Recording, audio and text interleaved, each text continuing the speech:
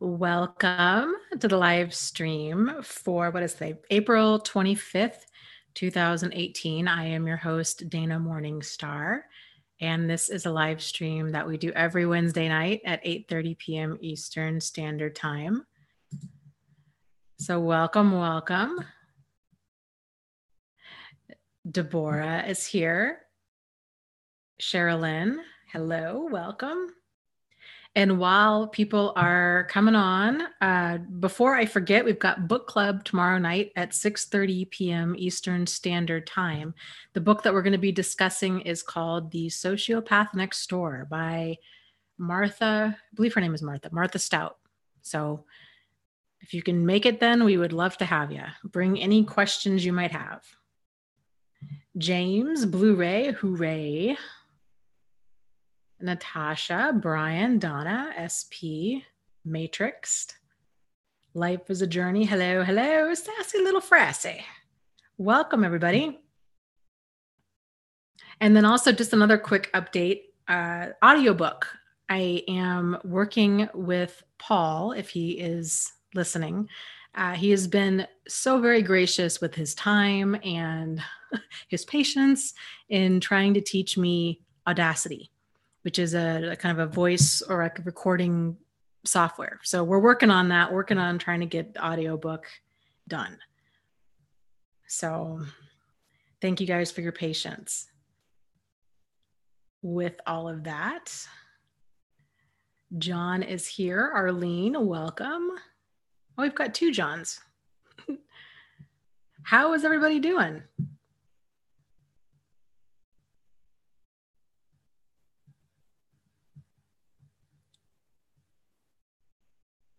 Oh, that's a great question, Rick. Rick says, hi, Dana. I'm going through the grand finale.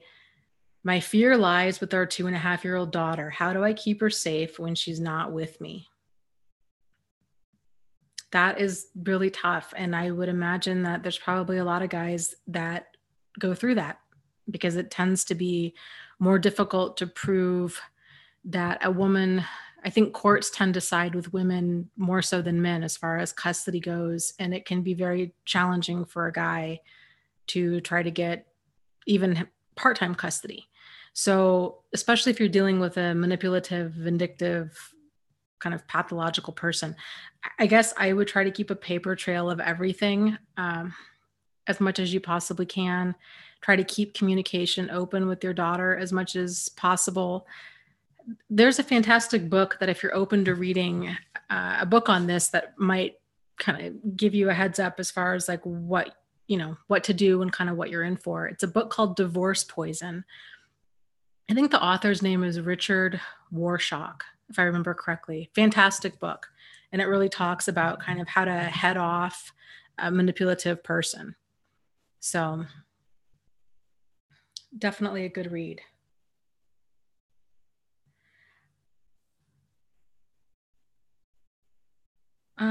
Let's see here.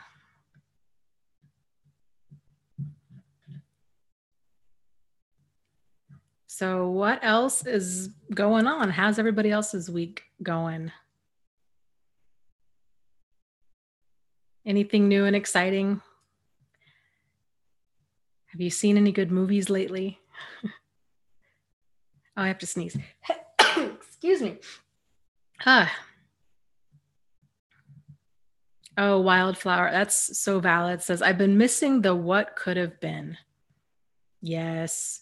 I think that's a thing that most people have to kind of grieve the loss of the fantasy. It really is what it is.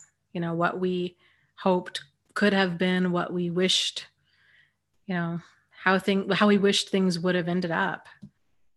It's difficult, and that does take time.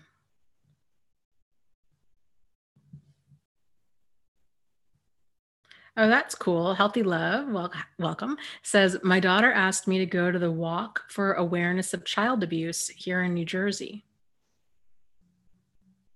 Yeah, that's cool. I'd be curious to know how many people kind of turn up for that. And if you end up going, I'd be curious to know kind of what you thought about it and all that.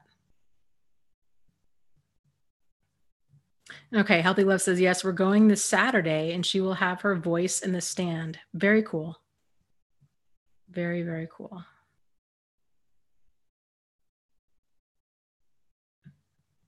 James says he's ready for Infinity Wars to come out on Friday. He says, I love going to watch movies alone and in peace. It's very therapeutic. LOL. Yeah, it can be fun to go to movies alone. I agree with that. It's been a long time. I'm not a big movie theater person in general. I'm trying to think of the last movie I even saw in a theater. It's been a while. I'm trying to think if I've even seen any good movies lately. We recently rewatched all of the Indiana Jones movies. I don't even know what started that, but those are always good. Actually, I should take that back. The first Indiana Jones and the third one are good. Number 2 and number 4, not so much. But great series overall. Let's see. Soretta says, I'm dealing with a narcissist at work. How do I handle this person and a smear campaign in the workplace? Oh, yeah, that's difficult. I would say to try to not deal with this person in private, if at all possible. So dealing with them, interacting with them through emails, through a paper trail, basically voicemail, having other coworkers around if they want to talk to you, just really kind of keeping that paper trail. And it's difficult with the smear campaign to try to kind of head that off because it can be just so slow and so steady, and it's hard to even try to even guess like what they could possibly even be saying. But I would just say document everything, and depending on what kind of company you're in, if you can end up going to HR and seeing and letting them know like, hey, this is what's going on, and seeing if they can possibly step in. But it's just difficult. It's difficult in general, I think, to deal with kind of a pathological personality, and especially so at work. But I guess maybe kind of planting the seeds with coworkers of, that this person's talking trash about you, and to not, and I would just kind of try to, I guess, fight fire with fire and just be like, this person's saying a lot of things about me that are not true, and it's ridiculous. I guess I would maybe come at it from that angle of it's ridiculous. And if anybody believes this, then they're ridiculous too. And to not even like try to give it a lot of credit or,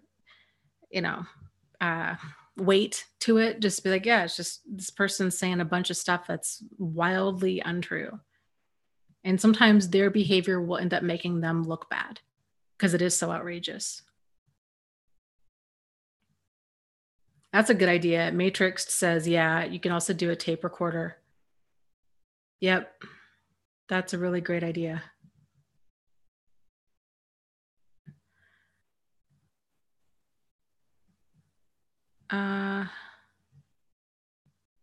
Let's see. Arlene says, I've deleted another message from my ex. It was just a, hey, how are you sort of thing, I imagine. Does the worrying for their future spouse or partner ever go away? We split 3 years ago.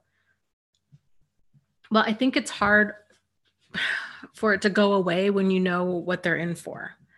So I think it's more about trying to manage those emotions and not letting them sink you. So you can only do, you only have control over what you have control over, and that's yourself. So you don't have control over whether or not their new partner stays, or if your ex, does or doesn't do something. All you have control over is you. So if they're continuing to contact you, if you can send it directly to spam or, block and delete this kind of stuff, and then just hopefully the new partner will figure it out sooner than later and not get their lives destroyed,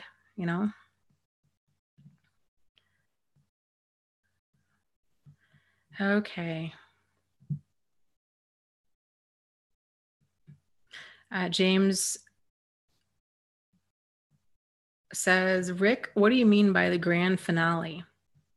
Well, I can at least answer kind of what the grand finale is. And of course, everybody's situation is different. So I'm not 100% sure what Rick is going through. But generally, a grand finale is when everything starts coming to this real like fever pitch level of ridiculousness. It's when they've lost control, and it's all kinds of just craziness. It's sometimes a lot of the truth of what they've really been up to starts coming out. There's smear campaigns, they're denying things, they're projecting things, they're crazy accusations, just stuff that's just so out of left field that it's hard to even try to keep pace with all of the insanity that they're, it's kind of like they're kitchen sinking it, like they're just taking everything they possibly can and throwing it out in order to save face, in order to sink the other person, in order to create, I think, chaos and confusion about their behavior.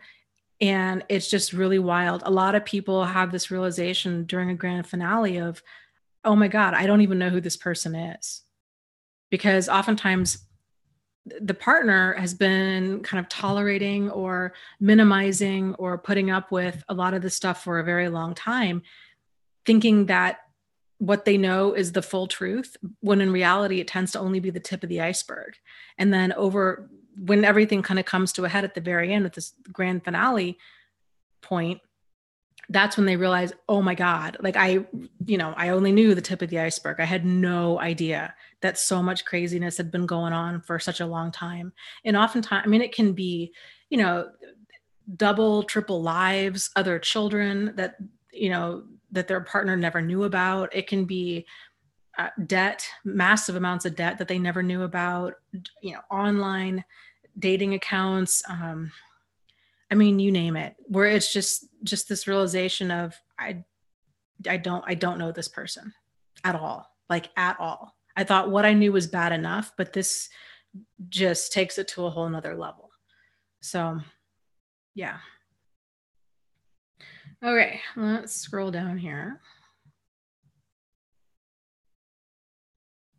That's a good question, James. James asks, can there be multiple grand finales? I mean, yeah, I guess there could be if you keep going back, right? So like things kind of boil over and they reach this like frenzied level. But then if you go back and they start minimizing things and just start trying to kind of gloss over the craziness, but they're going to keep at it. So they're probably just going to get better at hiding it. And then all of that stuff comes to the surface. I'm trying to think of a good example of the craziness. I had an acquaintance of mine who'd been married to a guy for a long time, for like 20 years. And he had been cheating on her the whole marriage. And she would find out about his affairs periodically, like, I don't know, once every couple years. And always, she just bought into all of the manipulation, that these other women were just throwing themselves at this guy, at her husband. And, she really had this mindset of like, if she could just chase away all these other women, that she could have this amazing marriage. Because when things were good between them, which was the vast majority of the time, until she would stumble upon his double life, when things were good, they were really good. He was very charismatic. He was very likable. He was, like they had block parties at their house. He loved to entertain. They had so much in common. And she really kind of lived this over the top life because he was a narcissist. He was very charismatic. He was very charming. Oftentimes these grand displays of, celebration for like her birthday. He would go to really extreme limits to pamper her and spoil her. But of course it was never really about her. It was about all the credit that he would get of, oh, you're such an amazing guy for going so far above and beyond with all of the parties and the presents. And of course, all these other women were like, oh, she's so lucky to have this amazing guy. So it was really all a weird kind of way for him to get attention. But if you don't know that, like she didn't know that at the time, it's easy to get caught up in that and to just feel like, man, I would never be loved like that again. Like this was such a fairy tale. I mean, he did so many things that were just straight out of a movie. And then anyway, so long story short, when everything came crashing down, she thought he was cheating again.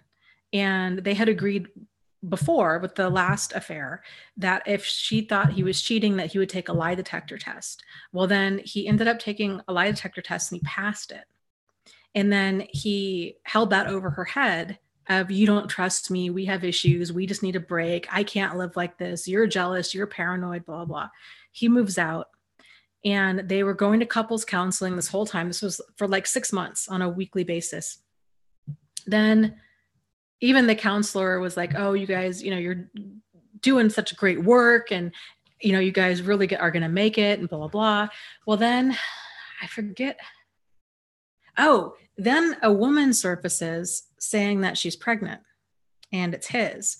And then he denied it, then finally admitted it, and then had said, I only slept with her once. It was when we were separated. It meant nothing. And she was so heartbroken. She's like, I don't know what to even believe anymore. And I mean, I guess, like, does he get a free pass for that? Because, we were separated. He had moved out. Is that cheating? I'm not really sure. And so she decides, so he tells her, yeah, okay, yes, indeed, it is his child. She decides that she's going to stay married and that she's going to help be there to be a part of this child's life. Well, then fast forward, she decides that she wants to talk to the girlfriend or the woman that he'd slept with this one time, right? And then it comes out, she wanted to call her, but then the woman had said, oh, I'm too ashamed of my behavior. I don't want to talk to you on the phone, but we can text. And so she starts texting this woman. Sure enough, this woman confirms everything that she had said. Yes, we only slept together once. It meant nothing. You guys were separated. And then really kind of complimenting her. You're so beautiful. You really have it all. You're so lucky. You have this great life. I'm so sorry. I'm so sorry this happened. Like, blah, blah. And so again, she was really buying into all of it. Then one day, I think he was in the bathroom and she had texted this other woman, and then a phone that wasn't his ringtone, like, went off in his jacket pocket or something.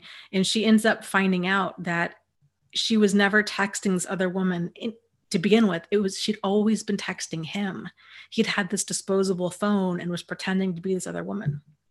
So then she realized that. Then she somehow found out who the other woman really was, and it was his assistant. And this affair had been going on for a long time. And he'd been playing both of them, telling both of them that the other one meant nothing, that he was going to call it off with the other one.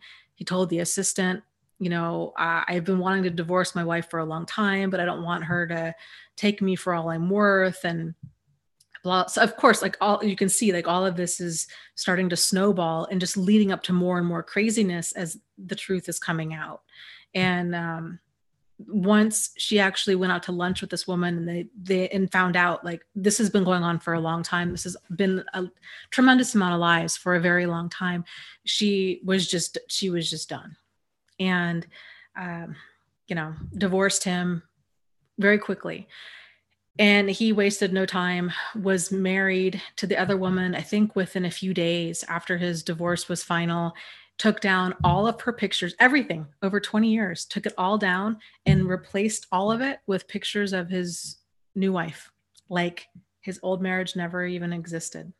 It was really, really wild. So that kind of stuff. So like hidden lives, hidden bank accounts, secret meetings, secret dealings, secret children, craziness, crazy, crazy, crazy.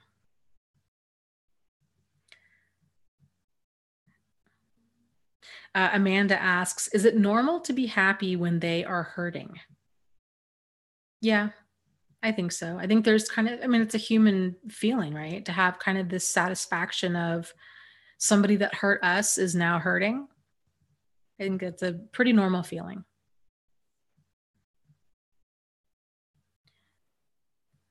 Okay. Yeah, Wonder Peace says, wow, what a jerk. Yeah, he really was. He was something else. And you couldn't write him as a character in a book.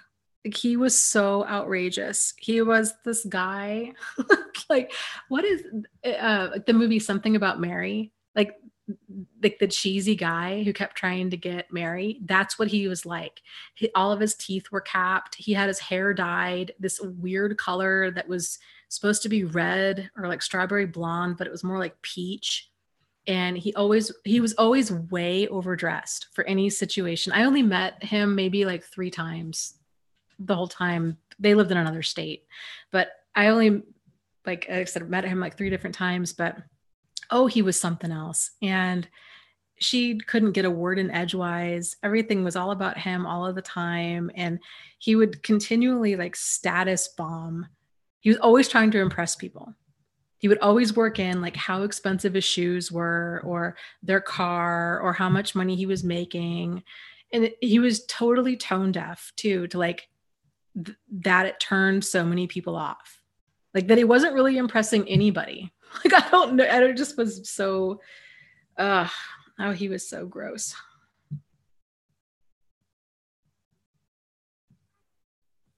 Okay, let's see here.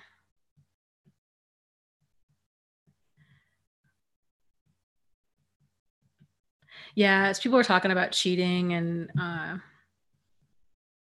that kind of stuff, and I'm a big believer in if a person shows a lack of character, pathological lying, uh, um, cheating, stealing, stuff like that. To me, in my book, like that is not. There's no point. Like there's no point in even having them in your life because they're not an authentic person. You're only ever dealing with a very manipulative person, and a friendship or relationship without trust is nothing. So to me, that's just not workable. And when somebody shows you that that's who they are, like believe that. Wonder Woman says, how do you get over the regret from the bad decisions that stole tens of thousands of dollars from you? I was warned and I didn't listen. Now I'm just angry at myself for my poor choices. I think what we have to do in those types of situations is realize, we did the best we could with the information that we had at the time. And most people, even if the other person tells you, they're like, hey, this person's a thief and a liar and a cheat and all these things, most normal, decent people are not going to believe that. They're going to believe the manipulator who's going to probably tell you something like, oh, that's my crazy ex, or that's my crazy former boss. They have it in for me. Most people are going to give other people the benefit of the doubt.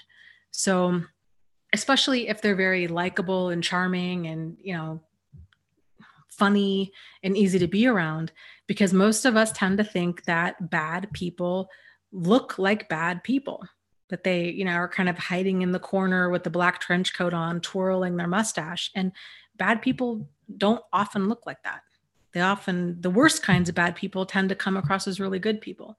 So I think you have to kind of just realize it's easy to get tangled up with these kinds of people and to make excuses to minimize and to justify when other people warn you about stuff like that. And if you have lost money to these kinds of people, and a lot of us have, myself included, I view it as just tuition at the school of hard knocks. And frankly, sometimes it's some of the best money you'll ever spend if you can learn the lessons. I know I've spent a lot more money on college classes that I didn't learn anything in.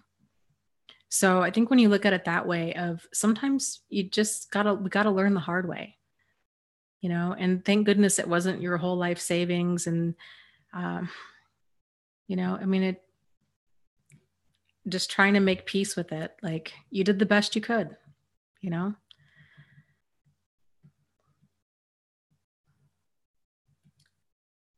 Okay, let me scroll up here. Um,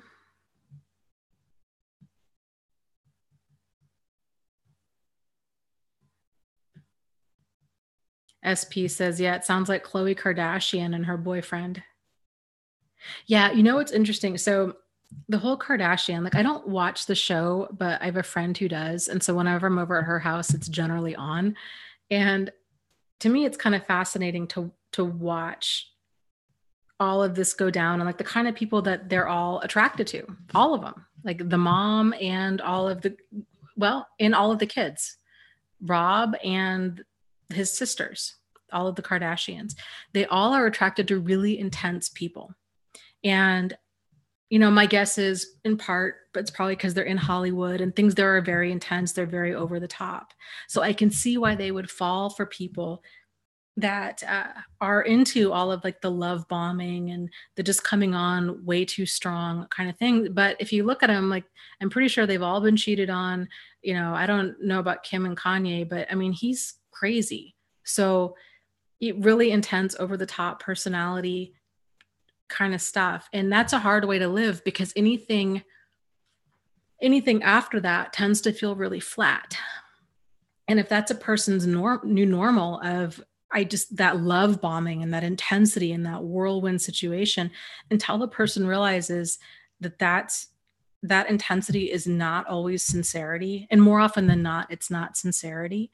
They're going to continue to get tangled up in it, thinking like, oh well, it was my previous partner that was the problem, instead of realizing that there's a lot of like earlier signs that precede that kind of stuff. So yeah, he was the problem. He cheated. She'd be wise to just drive on. But if she's going to continue falling for that love bombing and that rushing of intimacy and that whole whirlwind, it's going to keep happening. And she's going to keep getting tangled up with manipulative and exploitative people. And I think too, it'd be really difficult for a person if you're that wealthy and the whole world knows who they are, right? That's just gotta be difficult in general to wonder who is sincere and who really likes you for you and who likes you because you're a Kardashian. And I don't know. That's gotta be tough. Okay. Let's see here. Let me scroll up.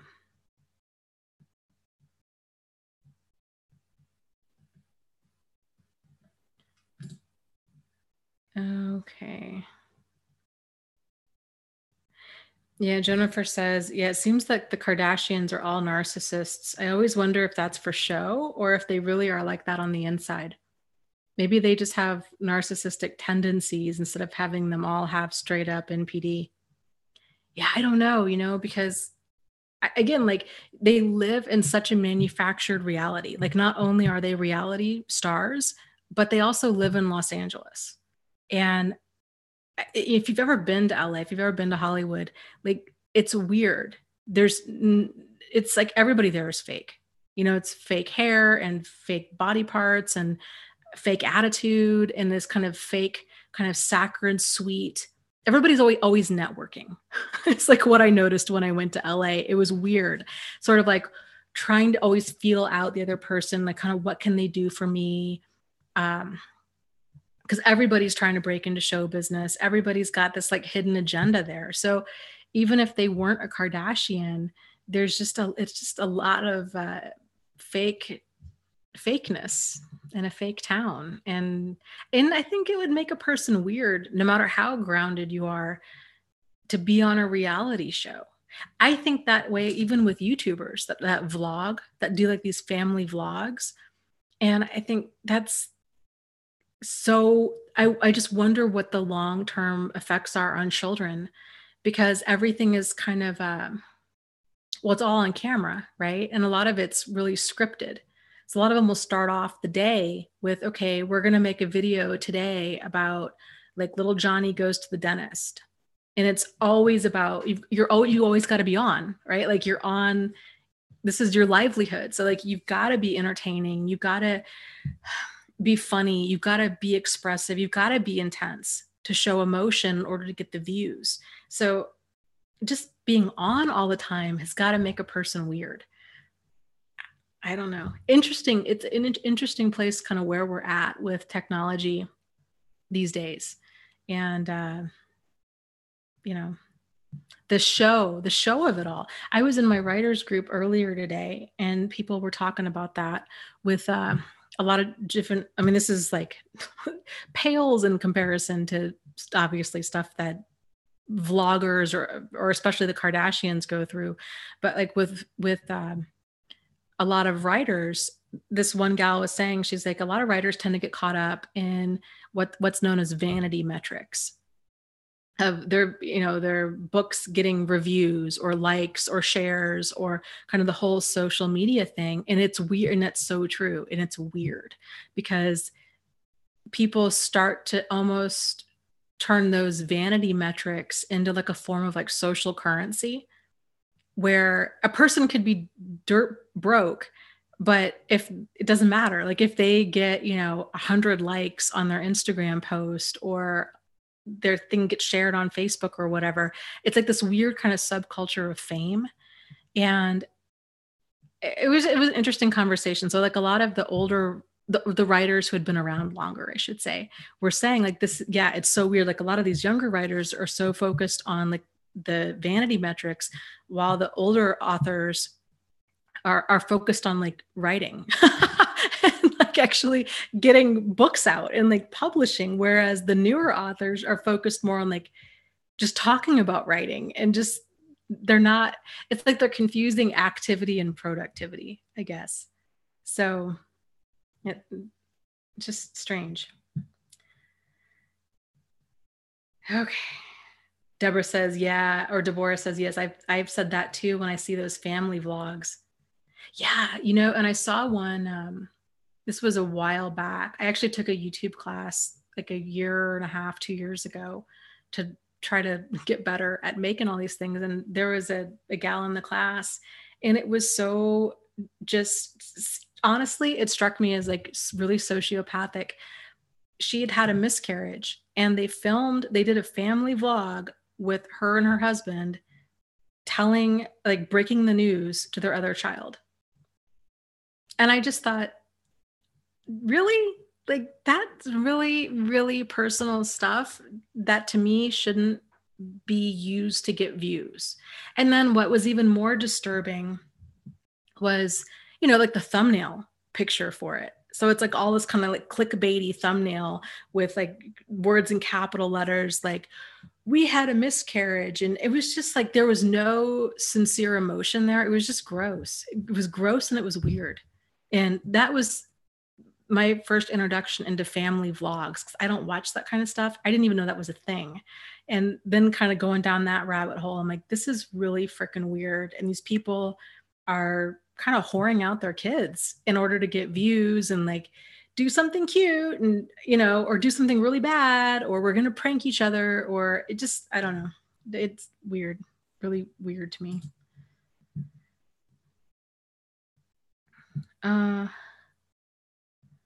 Let's see, Lauren says, I want my artwork to eventually be well liked so I can support myself off it financially, but I want to make sure I'm providing value to customers. Yeah, well, like, and I think everybody has their own like social media approach to things, and I don't know, it's a hard line to walk, and it's one of those things I think you start kind of navigating it as you go forward. And it's weird. It's weird. Like it's something that I struggle with my stuff, because I know, okay, people know my face because I'm on YouTube and stuff. So it would make more sense if I were to put my face on more things, like on memes and Facebook posts and stuff like that. And I don't think that people that do that are bad or wrong. It's just really super cringy for me to think about doing that. Like it's weird. And it's weird to think about kind of quoting yourself, or I think to even with like putting artwork and stuff out there, it's can feel kind of weird to put yourself out there like that. And I think some people do it really, really well, and other people do it in a way that I find really repulsive and super cringy. But I think it's necessary in this day and age if you're trying to kind of break into a field like being an artist or whatever, especially if you're doing something that's really different, you almost have to have an Instagram and you almost have to have a YouTube channel. And, but like I said, it's kind of figuring out what resonates with you. There's a lot of painting channels out there. There's a few that do abstract painting on YouTube that are super interesting. And I could watch those guys all day long. Like they'll do an abstract painting from start to finish. Sometimes they sell it at the end, sometimes they don't. And you don't get that like weird um I don't know, like narcissistic vibe. You feel like you're just watching a person do what they love. Like another example of that is a channel called Primitive Technology. I love that guy. I love that channel. It is so cool. And you can tell, like, I've never once gotten that vibe that the guy is in it to make himself famous or like that he's all about selfies or do you know what I mean? Like, it's just this dude who's out in the middle of nowhere who likes primitive technology and he likes to make things. It's so cool what he comes up with. Like that kind of stuff I'm all about. But it's hard because the channels that have more of that intensity, I think human beings in general were designed to kind of watch that train wreck, you know? Like we like that intensity. A lot of the most popular YouTubers are really intense people or they're really uh, controversial or you know, just over the top in some sort of way. And there's kind of this draw to that.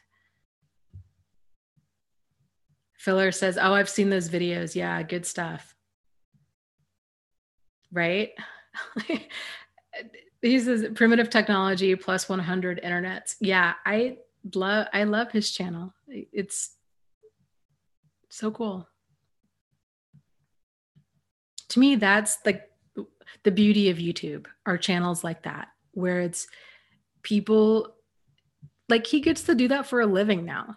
Like, how cool is that? I mean, that's such an obscure thing to want to go do with your life. Like, oh, I want to go build like rando things out in the middle. I think he's in New Zealand, you know, like he wants to go build like mud huts and a kiln and, you know, bake clay roof tiles and do all of this random stuff. And he's really good at it. And you can tell that he's really put in the work to do it. And now he gets, I don't know. That kind of stuff excites me. Like that's a good use of technology in my book, you know, because it just shows people like what's possible. And it's just cool when you see people that get to have the ability, the time and the money to explore things that they really enjoy and that they're really good at. Like I love that. I wish him and his channel all the success in the world because that to me is what what technology is for. Okay.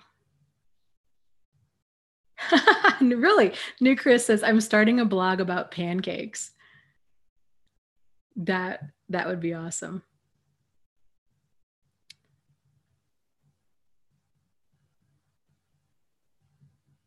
Yeah, Feller says yeah, there's something very satisfying about the primitive technology videos.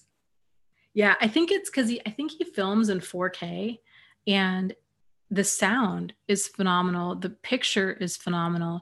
He doesn't say anything the whole time during these videos. And it's just like a person getting back into nature. It's just super like ASMR kind of a thing for me. Like it's really calming to just watch that.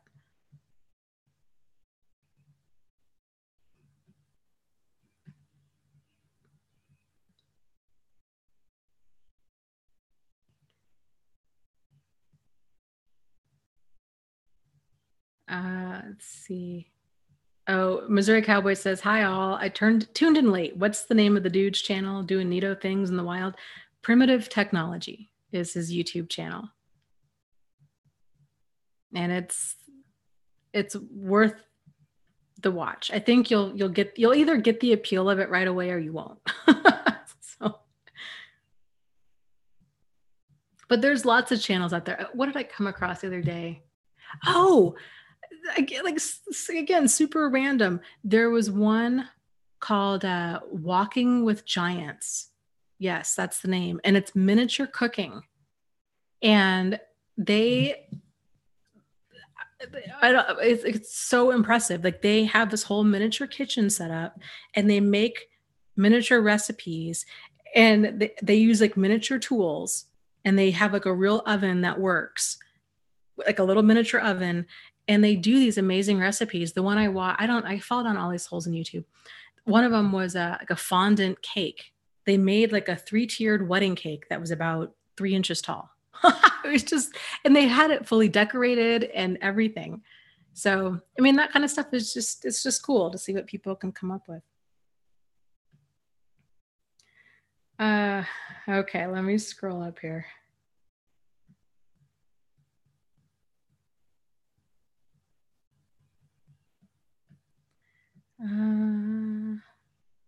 Yeah, AB says, yeah, it's a good point, Dana. It's the same vibe as in real life, like you mentioned. Red flags can be felt. It's just similar.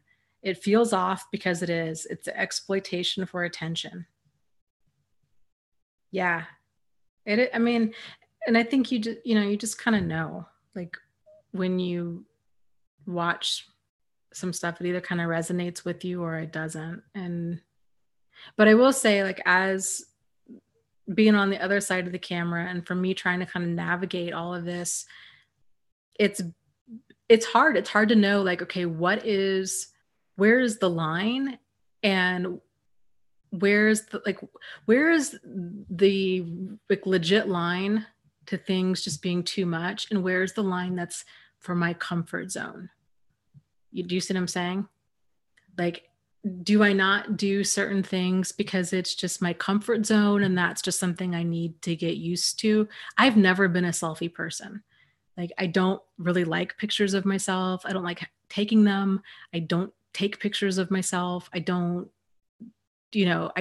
that's never been me. So that's, even doing this is really getting out of my comfort zone. So trying to think, like, do I need, I don't know, like, it's hard. It's a hard line for me to navigate. I wish I was more, I don't know.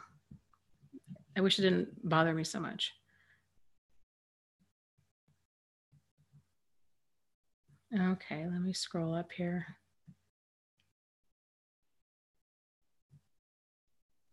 Oh, yes, James, that's so funny that you mentioned that. He says, has anybody heard of kintsugi? It's Japanese art. They take broken pottery and repair it with gold and silver. I need to buy one. It would be very symbolic. I was thinking the exact same thing the other day. There is jewelry, I was actually looking at it the other day on Etsy, and I'm sure pottery as well.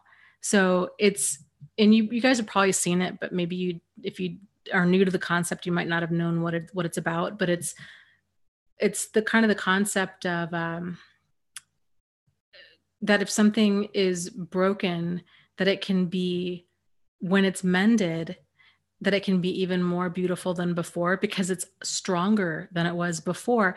And each piece obviously breaks in its own way. And so it mends in its own way. And so it kind of gives it this personality and this character that it didn't have before. I am so in love with the concept. I think another name, and I could be mistaken here, another name for the concept is wabi sabi, but that might also be a different concept along the same lines.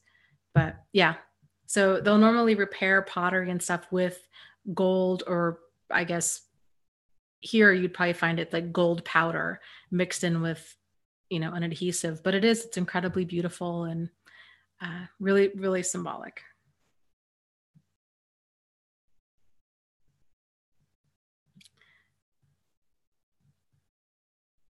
Let's see here. AB says, I watch a cool live YouTube channel that talks about our solar system, and it's live. And I didn't know about 3D sound until they showed something spinning on its axis with sound, and I was dizzy. Yeah, some of the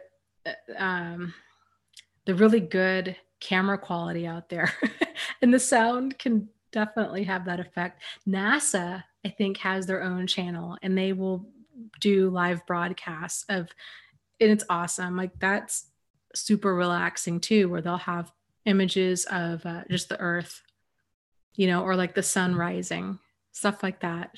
It's cool. Lauren says, I don't think I could ever make miniatures. That is a skill. Yeah, I don't think I would have the patience for it. And especially like the miniature cooking, because some of their recipes would be challenging at full scale, like let alone miniature. But I mean, like it's impressive and it's really stinking cute. There's one video I came across of a guy made his hamster, I think it was his hamster, a little miniature burrito. Oh my gosh, it was so cute. So he's making it with like a pair of tweezers, and so he's putting like a little piece of lettuce and like all of this stuff into this like little tiny burrito, and he rolls it up and he gives it to his hamster, and his hamster is eating it. Oh, it's so cute. So cute. People people do those strangest things.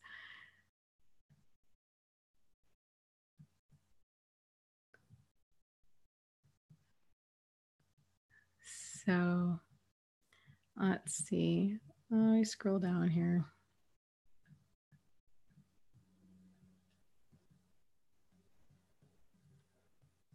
Up yours, Narc says, do they use teeny tiny spatulas on that channel? Yes, everything is teeny tiny. Like they will have, they use like a little teeny tiny mixing bowl that's like the size of a thimble and a little teeny tiny spoon. And all you can see is like, this person, their hand, like mixing all of these teeny tiny little ingredients. And they're so detailed, and they'll kind of show them like chopping up a certain ingredient, and they'll tell you like, okay, we're adding salt, and it's just like, I mean, it's amazing. Totally amazing.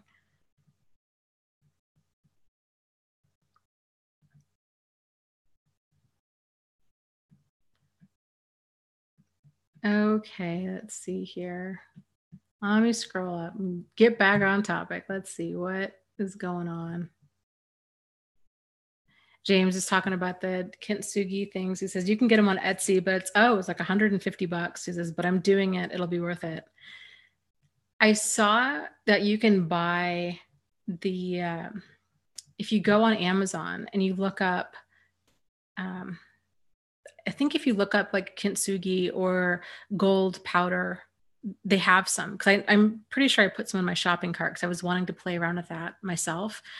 And you could always make your own. Just a thought. You'd probably want to practice on some cheap pieces before you invest any solid money into it. But I don't know. Might be kind of a fun activity if you have kids.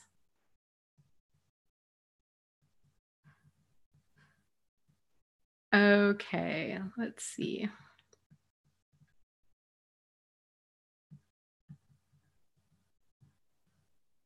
I know, right? Wildflower says, yeah, wouldn't that be a cool thrive after abuse type workshop? Yes. And that was one of the reasons that I was looking into this. So, healthy love is, I think that's how my brain is like Plinko. Like an idea starts over here and then it winds up over here. Healthy Love is an artist, and so she'd been sharing some of her artwork with me, and it's phenomenal stuff. And I'd been talking with Angie Atkinson. We'd been kind of kicking around the idea of doing some seminars and how are we going to do that? And and then I went to this craft convention thing a few months ago, and they had a bunch of workshops and kind of different activities and stuff. It was awesome. They did so many things there that I would love to kind of put our own spin on and do if we ever got organized enough to do a seminar. And I love the idea of doing the whole kind of kintsugi pottery thing. I think that would be a really powerful activity for sure.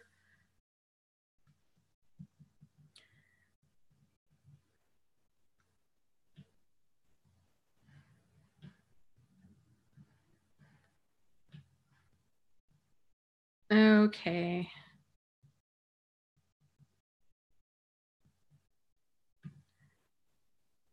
Let's see. I'm scrolling up here.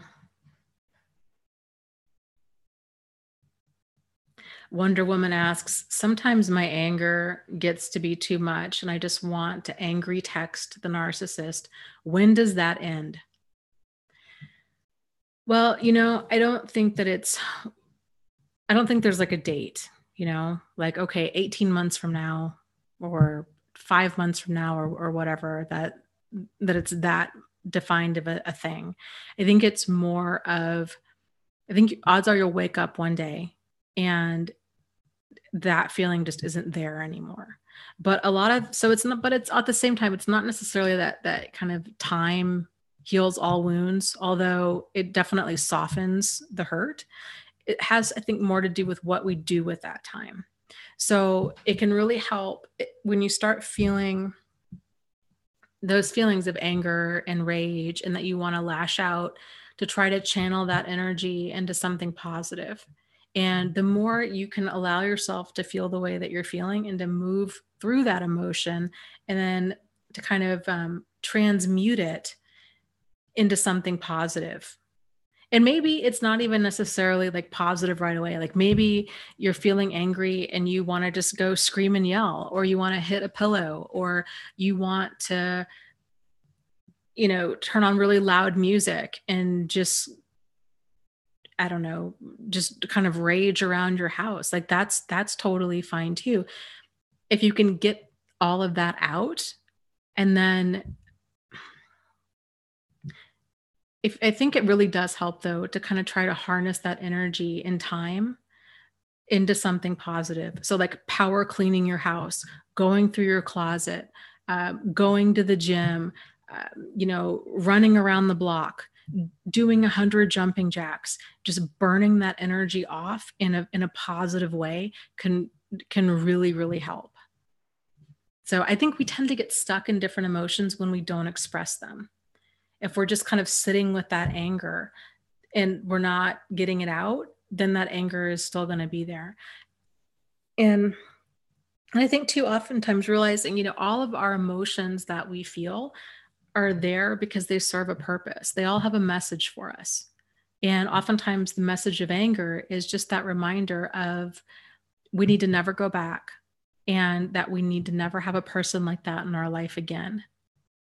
So I think making peace with that feeling and realizing that anger, even though it's incredibly unpleasant, it's not your enemy. Like it's your friend. It's there because it's designed to keep you safe. There would really, I think, be something wrong with you if you weren't angry about what happened. So it's a normal emotion for a really abnormal situation that you went through.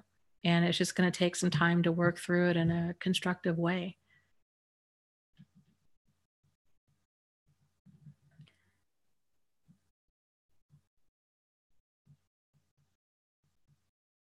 Sam, welcome. He says, hi, everyone. I hope I haven't missed much. We have covered all kinds of ground tonight. None of it's really related to much of anything. But yeah, we were talking about YouTube channels and the Kardashians and all kinds of things. Okay, let me scroll down here.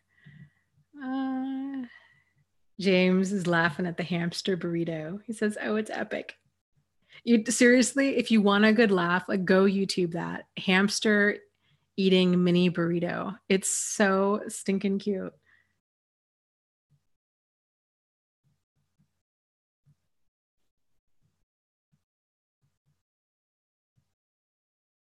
Okay. I missed, John, what you had said before with things, but he says, I'm recovering from alcohol abuse and drugs, and I'm really confused on what to do about this.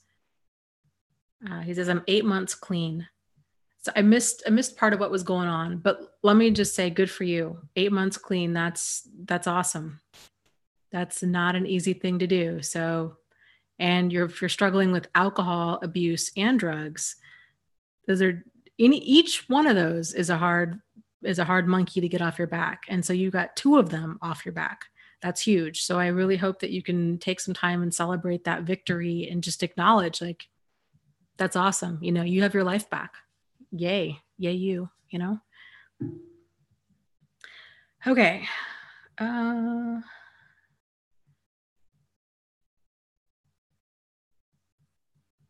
Karen says, has anyone heard that they finally caught the Golden State Killer?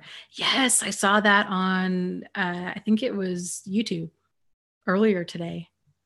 I think the guy, wasn't he a former police officer? Which is like really disturbing. I think he'd murdered something like 12 people and raped over 45 women during all of this. I'd never even heard of it. I had no idea who the Golden State Killer was, which is even more wild that that wasn't like, how did we not hear about that? You know?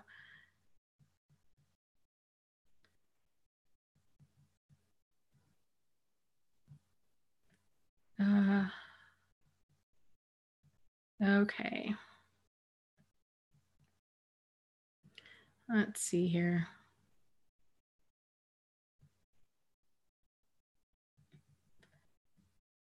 Let me scroll.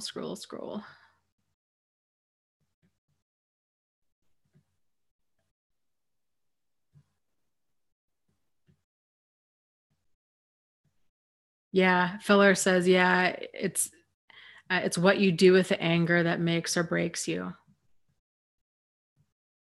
Yeah, there's a lot of energy in anger. The cool thing about all that energy is it really can catapult a person to the next level in their life. And I've shared this story before, but I think it's worth sharing again. You know, my brother is a personal trainer and he's also had pretty rotten taste in women. And he has struggled with fibromyalgia since he's been probably about 15, which is really wild because, you know, here's this guy, he's super fit, like he loves to work out, he's shredded.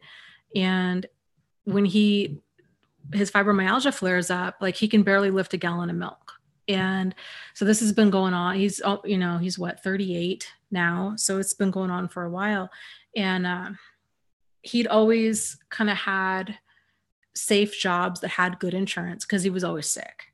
And he was never really living the life that he wanted to live because he needed the insurance. And anyways, so he was dated, this was years ago, was dating this woman. And in fact, she was cheating on him and she was just really awful. And he was so devastated. So they ended up breaking up. And he was so devastated and kind of felt like he had nothing kind of left. And he just said, well, kind of F it. And he decided to go and become a personal trainer, which for him was really going out on a limb because he needed insurance and, you know, he needed regular income. And being a personal trainer, you don't get either one of those things. And so, but the cool thing is he was so driven to do that because he had nothing left to lose. And he was so fueled by his anger that he was able to channel it into something positive. And now he's super successful doing what he loves. And it's really cool. And one of his pieces of advice to me when I was going through everything the second time was, he was like, Dana, seriously, harness that energy because it's just this window. You're kind of at this like magical time where you're going to be really highly motivated to really step outside your comfort zone, and you're going to be so driven by anger. And he's like, but don't waste that.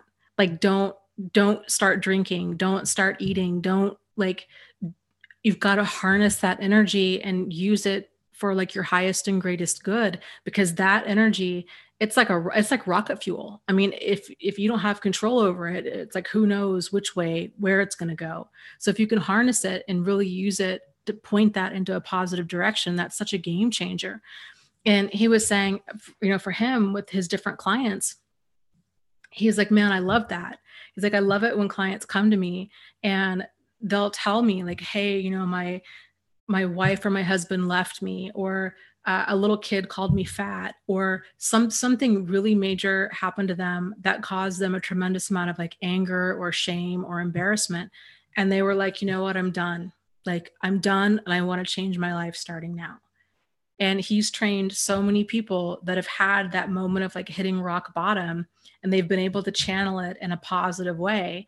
And they've gone on to, you know, really positively, radically transform their appearance and get their self-esteem back and get that level of confidence. And all of that. So it's so the point being, even though that anger is incredibly uncomfortable, it's incredibly powerful. And we can squeeze out as much as we possibly can from these experiences and really make it work for us as much as possible.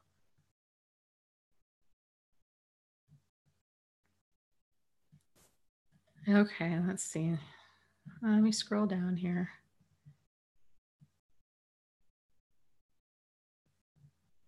Yeah, right. New Chris says, "Screw you, little kid," and playing the Rocky montage. Yes, absolutely. That's honestly, that's a freaking great song. The whole was it Eye of the Tiger? That'll really get you moving. I love that. I love the whole like Rocky, at least the earlier Rocky movies, because it was all about like pulling yourself up by your bootstraps, and when you're the underdog and like nobody's taking you seriously and you just feel like all you've got to rely on is yourself, which can be a terrifying place. But just getting so determined on your goal that you're doing that. Like you're drinking the raw eggs, you're climbing the stairs, in the rain, you're just, you just put your head down, and you just go for it. And I think so oftentimes, like, we have to find that inner resilience like that and cultivate it.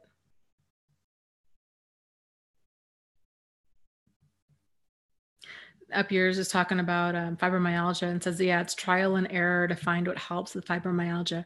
He has done quite possibly every single treatment out there.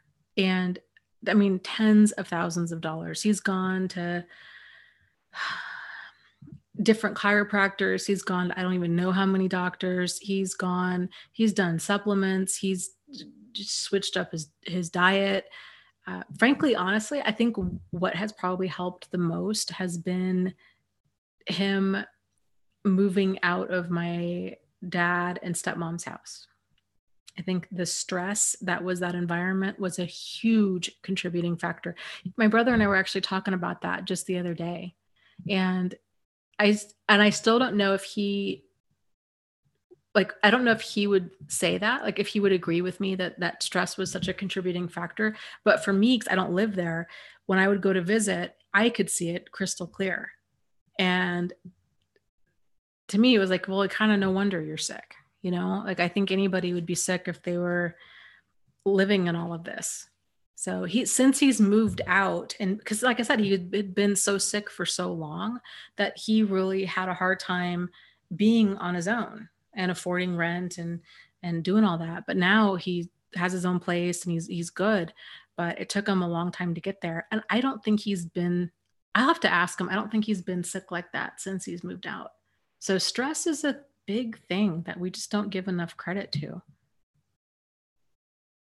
Yeah, up here says, yeah, Dana, the body holds on to so much. Yeah, it really, really does. It really does. And it's weird how it comes out in different ways for different people. Like with my brother, it came out in the way of like inflammation and pain. And for me, it comes out in weight gain. And it's so weird because I don't even realize that I'm eating differently than I normally am. But I'll just kind of, it's another, maybe sounds like I'm in denial, but it really feels like kind of like one day I wake up and my clothes just don't fit. I'm sure it's more of a gradual process than that, but it's like I can gain weight really quickly and just not realize it. And then I'm shocked because I'm like, when did this happen? It's weird. So that's something that I'm trying to pay attention to because the foods I crave tend to be really indicative of what's going on inside me emotionally. Like I don't normally crave fast food or even really junk food. So if I'm going for like high fat choices, especially if it's fast food, that's a big sign for me that I'm eating my emotions and that I need to take some time out and do some journaling or uh, just be aware because I tend to graze. Like it's not like I binge eat. I'll just, if I'm in the kitchen, I'll just grab a few cookies here and there. But I'm like 5 feet tall, so I don't need that many calories to exist. And it doesn't take a lot. for me to gain weight, you know? So I don't know. Interesting. It's interesting how we all process emotions differently. And I guess the point of me saying that is it's worth you doing some examining to think about, okay, how do I normally handle stress? Like, how do I handle anger? How do I handle sadness? You know, what are some signs? Like, what are some signs that you're stressed or depressed or anxious or, you know, what signs? Because I think our bodies really are giving us feedback as to like what's off balance. Some people might lose weight. Some people might start drinking or start spending more money or just they might quit caring. I tell you, I another shows that I watch on YouTube tend to be like hoarders shows. And and I've mentioned this before, but I will watch those shows and it just breaks my heart. And I think part of the reason it hurts so much is I feel like it wouldn't take a lot for me to get to that point. Cause I've been there where you're just so depressed, you just don't care. And other people are like, oh, they're lazy or whatever. And it's like, I think you just get to this place of complete overwhelm and depression and then and then your house starts filling up and then you're even more overwhelmed and even more depressed, but it becomes your new normal. And it's just it's sad. It's really sad, and people, I don't know. So we all handle stuff in our own way. It's just kind of worth examining how you handle it so you can be aware of it so it doesn't get to that point where all of a sudden you realize, oh my goodness, I've gained 15 pounds or 45 pounds or 145 pounds. Like, where did this come from? Or, oh my goodness, like I got a DUI, how did that happen? Or, oh my goodness, now I'm on a reality show because my house, I'm a hoarder and it's so ridiculous, like that I need professional help. Because that stuff, I could see how it would be a slippery slope and people think like, I've got it under control. It's not a problem. It's not a problem. It's not a problem. And then boom, it's a problem. And they don't know how to get help.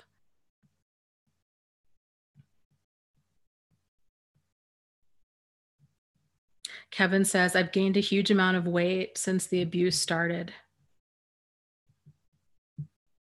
Yeah, I think a lot of people, weight is a big thing that tends to fluctuate for a lot of people. Yeah. And Renee says, all my sisters can say to me is I'm like my mother with not cleaning like I used to. That's how mine manifests in depression. And my husband is so abusive and dismissive.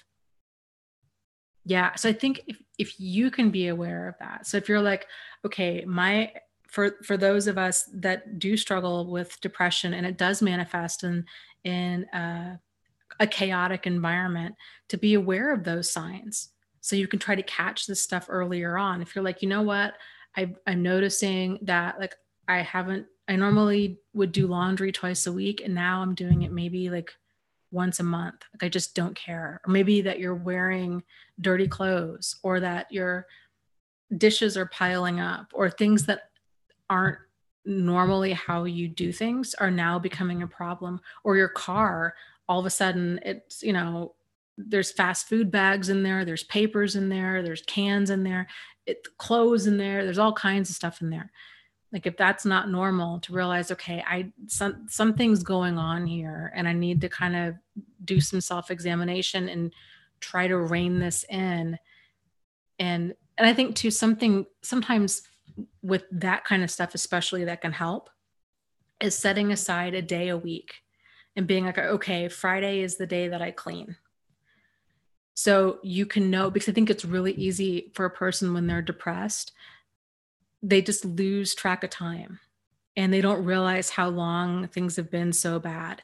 But if you kind of have this idea of, okay, every Friday, I make sure I pay my bills and I water my plants and I clean my house and I clean out my car. And like, that's what I just do every Friday or every Sunday or whatever it is. And set time aside to do that. And you just get in the routine of doing that. Then you'll notice if you're blowing past, Friday comes and goes or Sunday comes and goes, and these things aren't getting done, it's more of a signal of, hey, okay, like, this is not what I want. I want to get on this routine. And so now how do I make that happen? Instead of waiting until things get really bad to then start, waiting until you're bouncing checks to start paying attention to your bank account, or waiting until your car is so filthy dirty that you can't handle it anymore. So kind of being proactive about that and setting up a routine for yourself.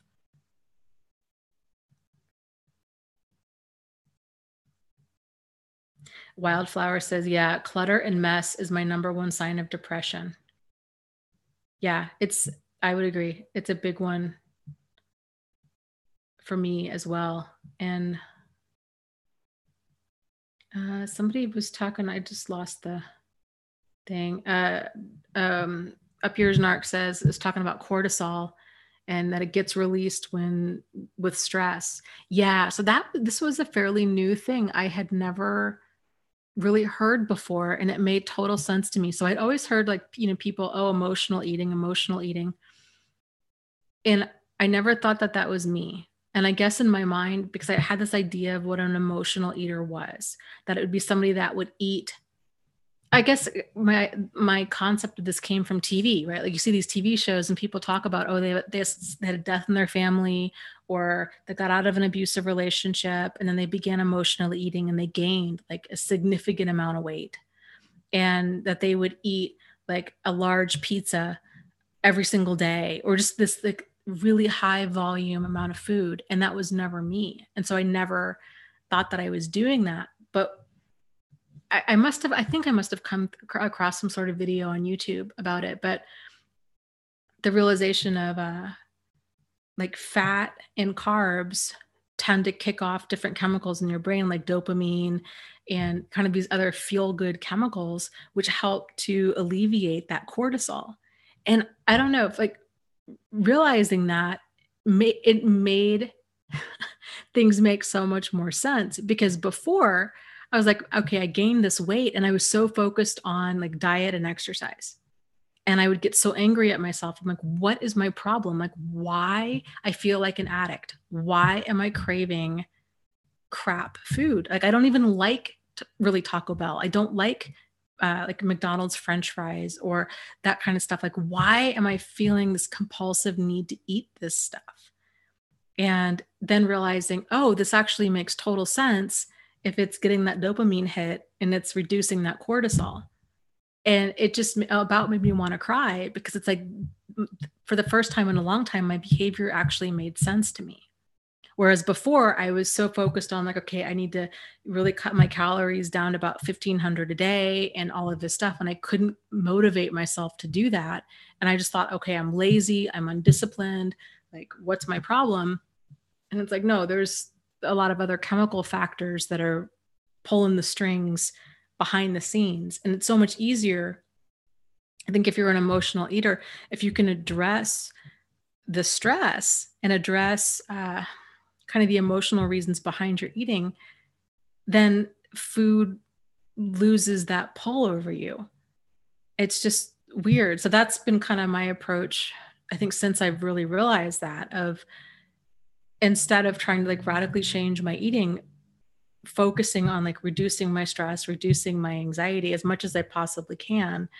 And it's weird because now I effortlessly make different food choices.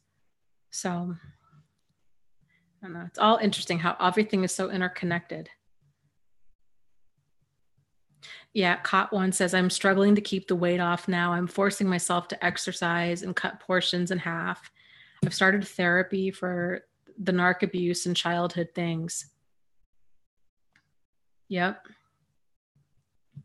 I think I think a lot of people tend to gain weight when all that emotional stuff starts coming to the surface, because weight, I think, in many ways too. So not only is your body screaming out because your cortisol level is really high, but weight can really kind of be a protective thing. It can be a way of us like kind of disappearing. And this was something I'd mentioned before too, but I, for a long time, and I still do, but for a long time, had really worn a lot of really baggy clothes. And part of it was just comfort, but I think another part of it was I just didn't want anybody to see me. Like I just kind of wanted to be a wallflower and be in the background. And of course, I think too, the more weight you gain, the, at least for me, the baggier clothes I wanted to wear, because I didn't want any attention, positive or negative, brought to me. I just kind of wanted to be left alone. So then realizing that was really powerful too, as to like, oh, wow, maybe this weight actually is kind of serving a handful of different purposes here. And all of which I need to address. And until I actually effectively address them, they're going to continue surfacing in a wide variety of ways.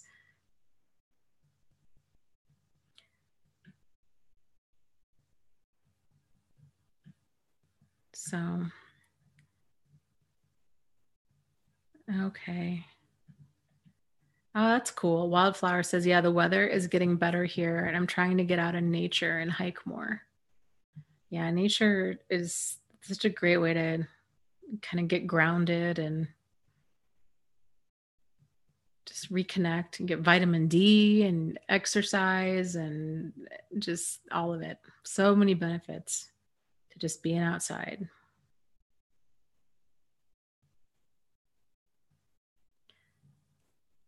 Okay. Rachel says, I've been struggling maintaining no contact, and I've been no contact for almost a year.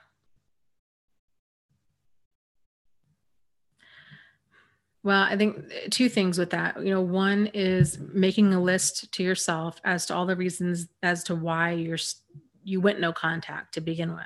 And so I call it the whole like for when you miss him or her list.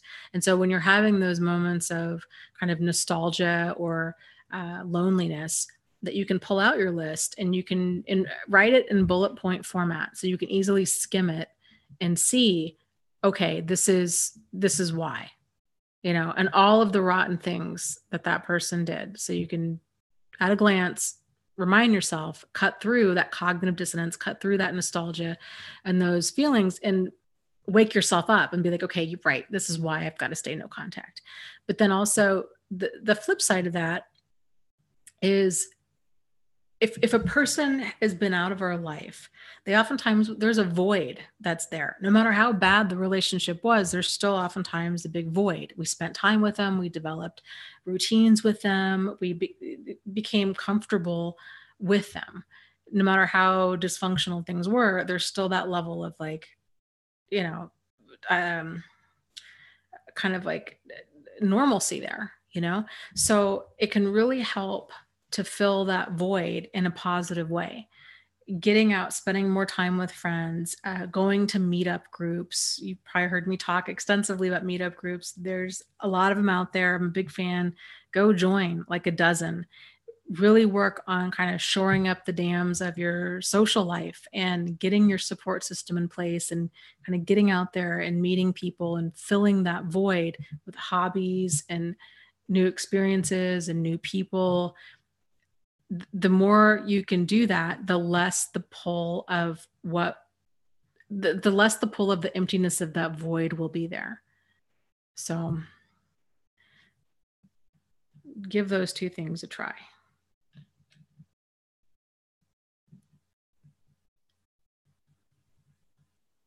Yeah, James says, yeah, lots and lots of time spent, and then having a void with tons of free time is hard at first. It really is. And and I think it's one of those things that it's maybe not discussed enough. There's so much focus on, yeah, yay, like you left and good for you. And, but then people are like, oh my God, what's wrong with me? And now they're just kind of sitting in an empty house, and then they feel bad because they're like, okay, what's wrong with me that I miss this person who was so awful to me? And then of course, then if you're alone, you've got nothing but time to sit around and be alone with your thoughts. So that can be really, really difficult. So I think preparing for that, it's preparing for anything new, no matter what it is, it always helps. Sort of like, for example, John was talking earlier about getting sober. Things like that, it helps to set ourselves up to win if we can prepare for that. So knowing, okay, yeah, I'm going to quit drinking. Okay, so what's the plan besides just not drinking? Because most people who've tried to quit drinking have tried that, right? So maybe it's going to be going to 30 AA meetings in 30 days. Is going to be probably a good first step. Or maybe it's going to be going to 5 meetings a day for the next 2 weeks. Or maybe it's going to be not hanging out with drinking buddies, or not going to the bar on the weekends to spend time with friends. Or it's going to require multiple changes other than just the obvious. So, and that's the thing too, like when a person quits anything, when you quit an abusive relationship, when you quit drinking, when you quit smoking, when you quit doing whatever, there's this void there. And a person really does have to relearn how to live life without that thing. There was a fantastic commercial years ago from the non-smoking, truth campaign for smoking. And it was really a cute commercial. So these people, one person, the lady was putting on her makeup and was drawing it all over her face, like could not put her makeup on. Another guy was drinking his coffee and like just dumps it on himself. Somebody else is trying to drive their car and like they keep stopping and starting. And these people are just totally inept at whatever it is that they're trying to do. And the whole message of the commercial was, when you quit smoking, you have to relearn these kinds of things. You have to relearn how to live life as a non-smoker. And it's the same, like you have to learn how to relive life as somebody who doesn't drink alcohol or who is not with your ex. It's possible, but it's difficult because it's something new, and change is always scary and change is always difficult at first, but it is possible. But the more you can prepare and plan for it, the easier it'll be. So totally. Dandelion says yes. And I think there is grief too with the void. Yeah. And honestly, I think that's with quitting anything. There's and that's a very valid emotion and a very valid time frame, because there is a lot of, like, I think, grieving the time wasted or the time lost, grieving the potential damage that's been done, grieving that we have to even relearn a new way of doing things, grieving the loss of in an abusive relationship, grieving the loss of the fantasy and what we, just a lot of it. There's a lot of stuff to work through.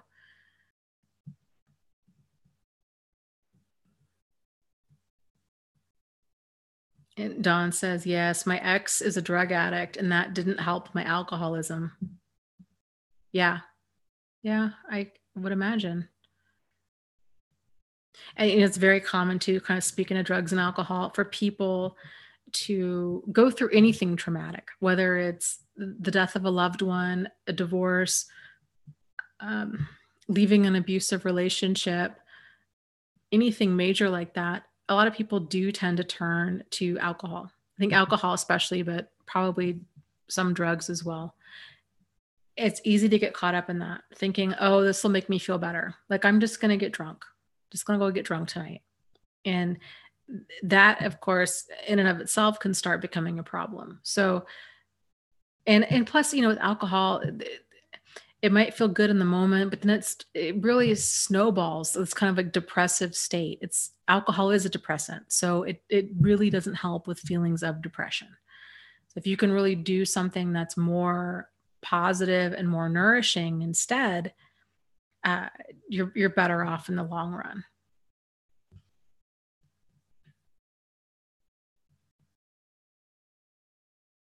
So Dana says, I agree. I'm learning how to relive life on my own.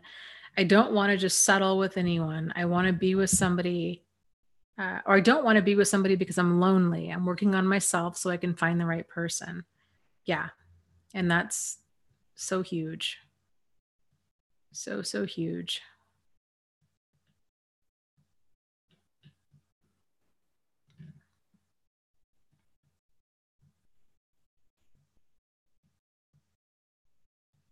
Dawn says, I'm confused about the solitude. I wish I could get to where I like it.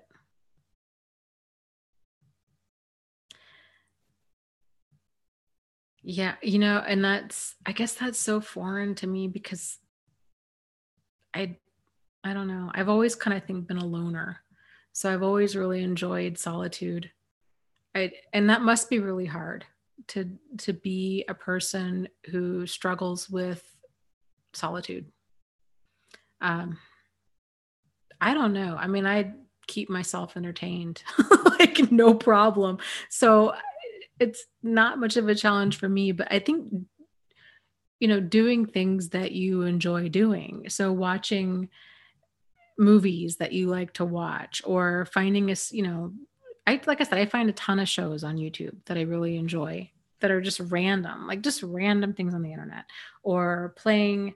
I play a lot of different like online games or read. I read a lot. And I write. So I don't know. I enjoy other people, but it's very draining for me to be around kind of all of that stimulation. So um, yeah, it's something that I struggle with relating to. But um, and if you do struggle with solitude, I would encourage you to really check out meetup.com. There's a lot of different groups out there based around pretty much every single topic you could ever imagine, and new groups are being added every single day. So if you don't find anything now, check back and see. And I think you'll find that, of course, it's the general public, right? So it's really hit or miss with who you're going to come across. But it's also a really great way to meet people that have the same interests as you. And most people, I think, at a lot of meetup groups either are really passionate about that topic or they're in some sort of life transition of their own, which is kind of nice because then you're not alone in being in this major life transition.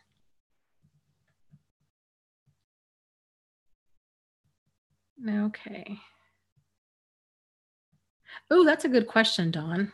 Dawn asks, Dana, why do some narcissists become covert and others overt?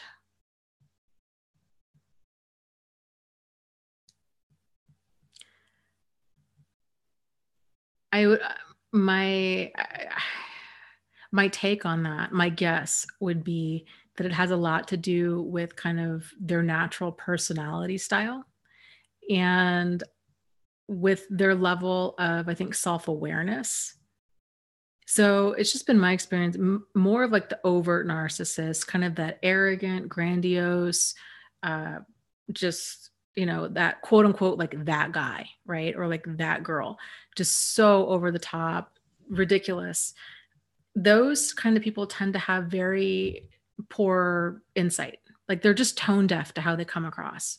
In their mind, they think that they are just magnificent and that everybody else thinks that they're magnificent. And they don't realize that they're turning people off right and left. So, and those types tend to be manipulative, but in a more like, I don't know, like ridiculous kind of way. They're not as kind of, I think, cunning and conniving, and they don't go to these great lengths to come across as like charming. And there isn't this, there isn't oftentimes like that level of, like they kind of, it's just they're brash, like they are who they are, and just arrogant, difficult kind of people. The more of the covert narcissists tend to be almost like more sociopathic in nature. Like they're really manipulative, they're exploitative, but they're the wolves in sheep's clothing. And they really fly under people's radar, but they're aware of how they come across. And they're aware that you get a lot more flies with honey than you do with vinegar. And so there's more of an effort on their end to, I think, kind of transform, like be the social chameleon and kind of adapt to whatever situation they need to adapt to in order to get whatever it is that they want to get. So, yeah, I guess emotional intelligence comes into play, self-awareness comes into play, and like I said, just kind of natural bend to personality. Um, a lot of like the more overt narcissists that I've come across tend to be very extroverted. They love to be the center of attention. They're the life of the party, or at least they think they are. Very charismatic, that kind of personality style. Whereas more of like the covert ones may or may not be that way. But I don't know. That's a good question. I would be curious to know kind of what other people think about that, and if you've ever read anything about that. I don't think I've ever really read anything about that addresses that directly.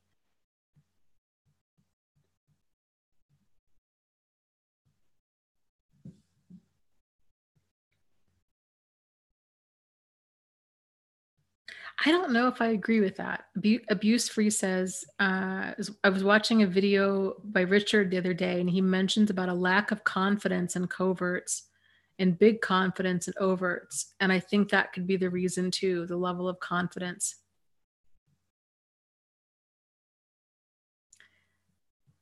I don't know. I think there's a difference between confidence and arrogance, for sure, right?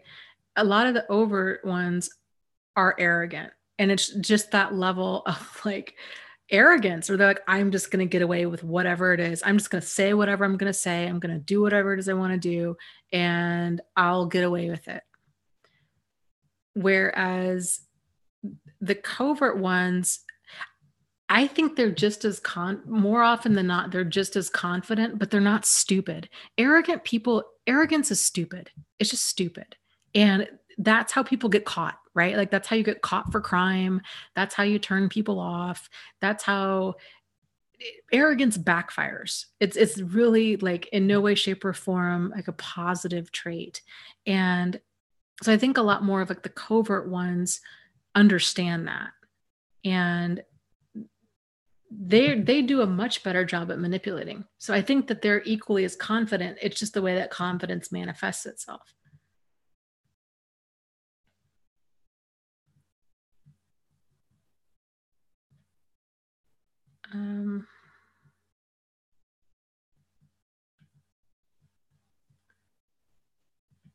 I don't know. I'd have to chew on that for a little bit.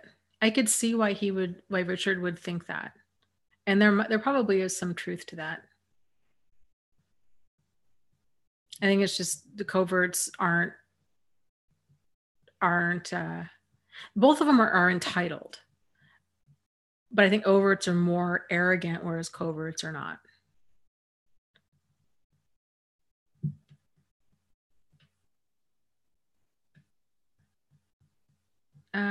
Let's see. Wonder says, yes, do not underestimate a narcissist. They can be extremely intelligent. Yeah. And you know what? Even if they're not extremely intelligent, they can still be extremely manipulative, and they can be extremely dangerous.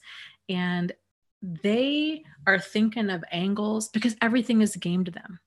So there is no sincere interaction. It's always them like scoping out a room and trying to read people and trying to figure out what can they get. It's all, that's got to just be such an exhausting way to live. I can't even imagine.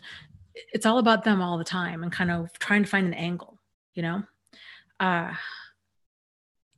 normal, decent people don't think like that. We tend to, if we go to a party, we're there to go to a party and, interact, like, and that's it. It's not this level of like, trying to get information and who can, it's not complicated. Like it's a pretty sincere, interaction. Like it is what it is, because their mind is always going, and it's just got this kind of natural Machiavellian bend to everything. Um, it's normal, decent people. We can't even begin to try to, you know, second guess or to try to guess what their next move is going to be because we don't know. I mean, like they're, you know,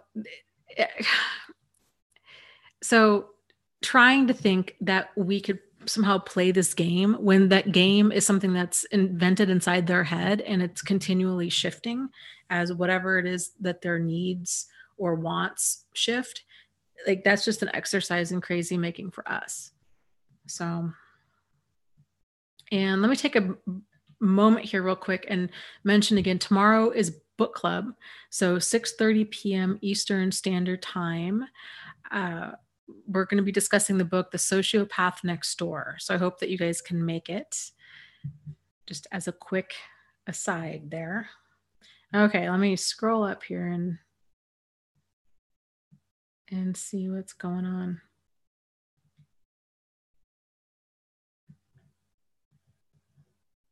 James asks, doesn't it have to do a lot with childhood, like a way of coping? Yeah, I'm sure.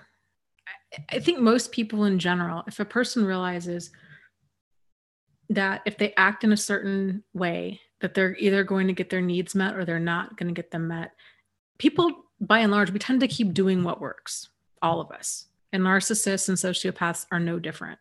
So if they learned during childhood or whenever, hey, that I can lie, or hey, I can use this pity ploy or whatever for my favor and get my way, people tend to just take the path of least resistance. So they learn, if they're learning that early on, that they can manipulate, that they can lie, that they can just say all kinds of things and get what they want, they're probably going to continue doing that. And the human brain in general is, once we have kind of this pattern of behavior, it doesn't take a whole lot for us to start making like different like neural connections, and we're getting these pathways in our brain. And the more times a person, your brain kind of runs that neural network, that path, the deeper that path becomes. And so it's not just behavior change, it's, you have to, a person would have to like stop doing that and then unlearn it and then learn something different. So when people talk about, okay, once a cheater, always a cheater, that's part of it. Because if a person's already linked up, there's all of the pleasure centers that are rewarded from certain types of behavior. Lying, I would imagine, is definitely one of them. Cheating, for sure. And it's that thrill. It's that thrill of getting caught. And then it's the relief of not getting caught. And I would imagine that a person needs to tell bigger and more outrageous stories, because it's just that thrill of not getting caught. And like, what can you get other people to believe? And especially if a person has a really unhealthy ego where like they need to continually build themselves up, and that's the only way they know how, they're going to keep doing that. So yeah, I think a lot of it does have to do with childhood and coping and just getting their needs met in general. Okay, let's see. Let's scroll up here.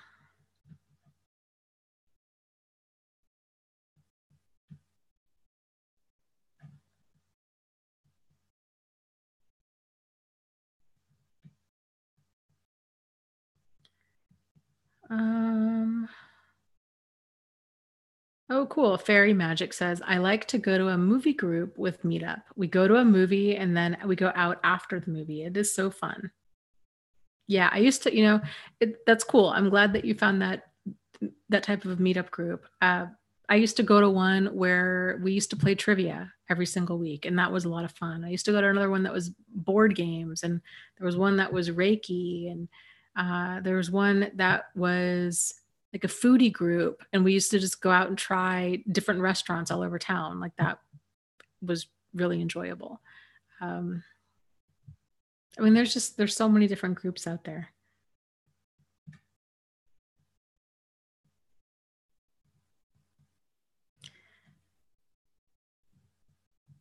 And Wonder says, yeah, I've been watching a lot of comedy. There's so much new stand-up comedy lately. I'm just loving it.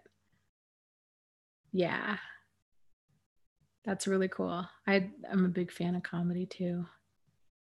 And that's the cool thing too with the internet, is it really can help connect people in ways that weren't possible before.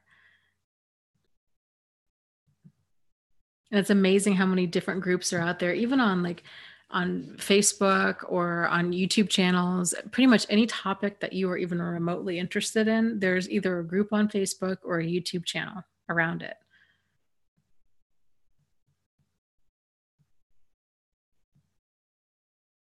So, New Chris says, hey, has anyone seen the new Lost in Space? Yeah, actually, I did. I saw a few of the episodes the other day. And I was asking Travis, I'm like, I'd have to go back and watch some of the old Lost in Space episodes. I remember the Dr. Smith character. He used to bug me when I was a kid when that show would come on, but I never really knew. I think it was his voice. Like I never really knew, and I guess he was manipulative, right? But I never really knew why. I just knew that I didn't like him. And it was interesting how they made the Dr. Smith character and the new re-release of the show. And she's a total sociopath. Like really manipulative, exploitative. Um, and she does such a great job with that character. Like there's a scene in one of the episodes where the robot, something happens and the little boy is upset and I think goes to give her a hug and like she doesn't even know what to do. Like she's just kind of standing there like, okay, this is awkward because she feels no emotion. She just doesn't care about these people, about the situation, probably about people in general. And so this is this like awkward hug moment where she's just kind of like patting him because she just doesn't even know how to show human emotion. But she keeps trying to take social cues from them to know kind of how to blend in and like how to you know like interact. It's good. The actress does a really good job with the role.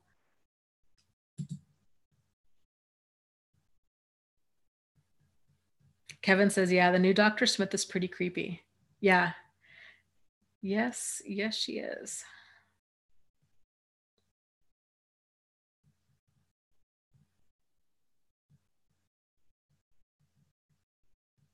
It's interesting too, like once you kind of see this stuff for what it is, you really do start seeing it.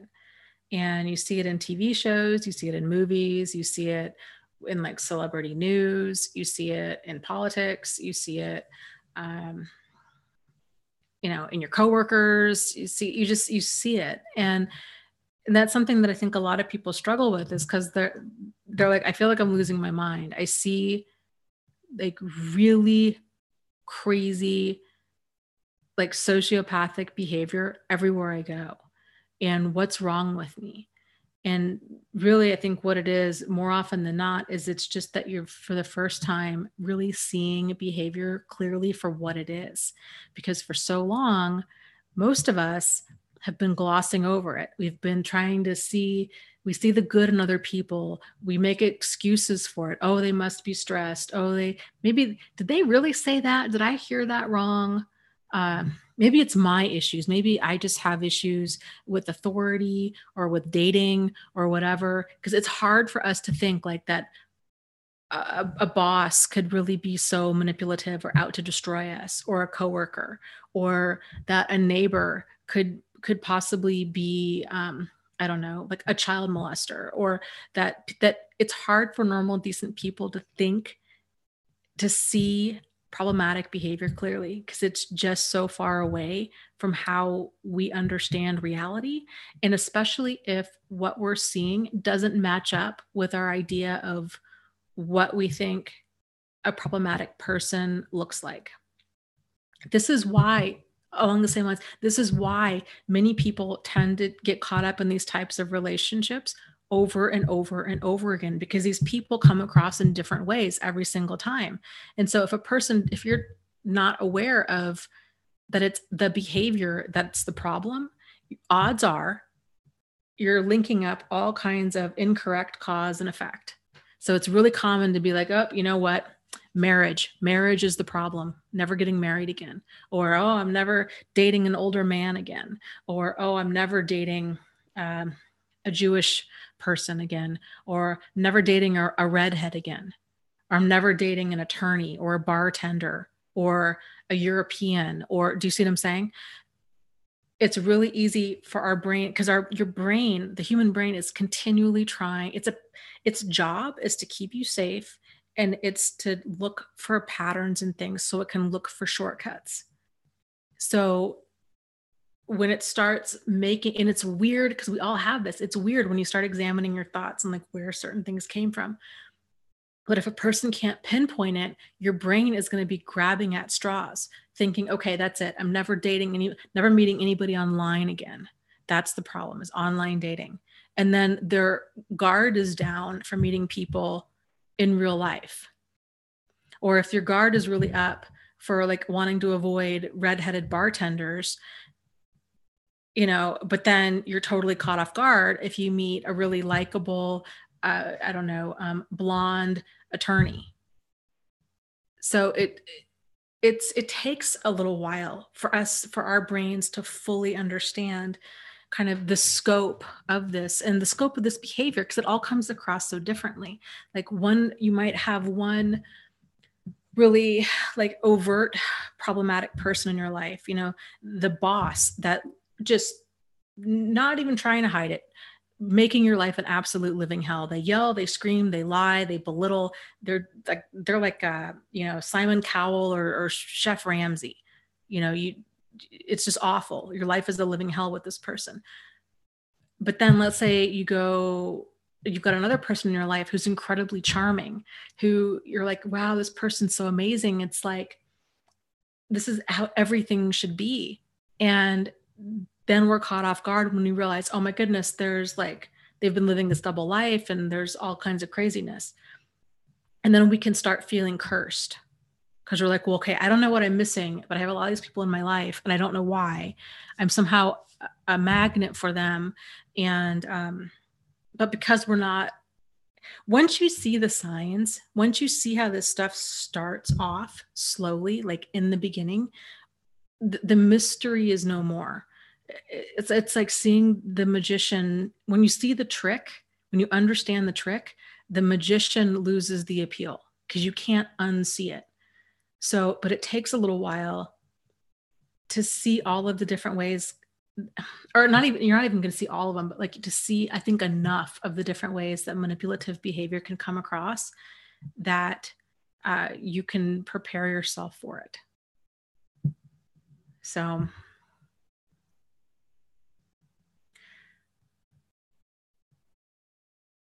and and I've mentioned this before too, but it's very common, but kind of like what I was just saying, it's very common for a person to go from dating like an overt narcissist to then swinging the exact polar opposite and then dating a covert one, and then being horrified and shocked when that doesn't end well. And they're totally caught off guard. Like, I thought I met Prince Charming. This person was so attentive and so kind and so loving and so everything I needed them to be.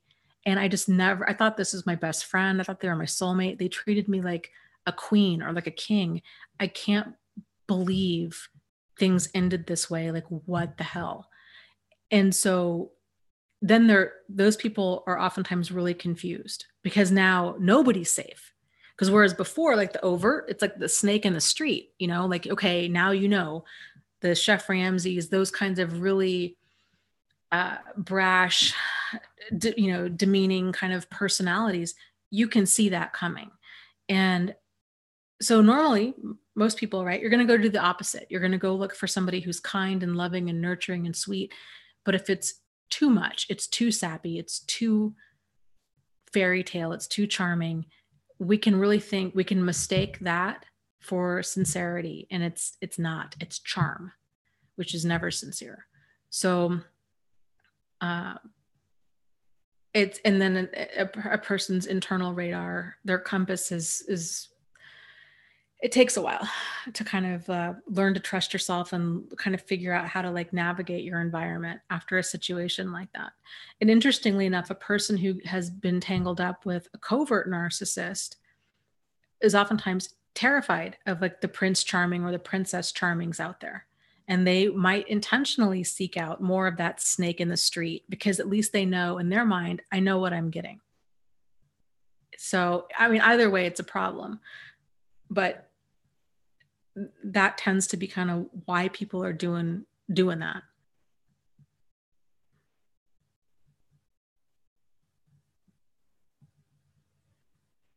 Yeah.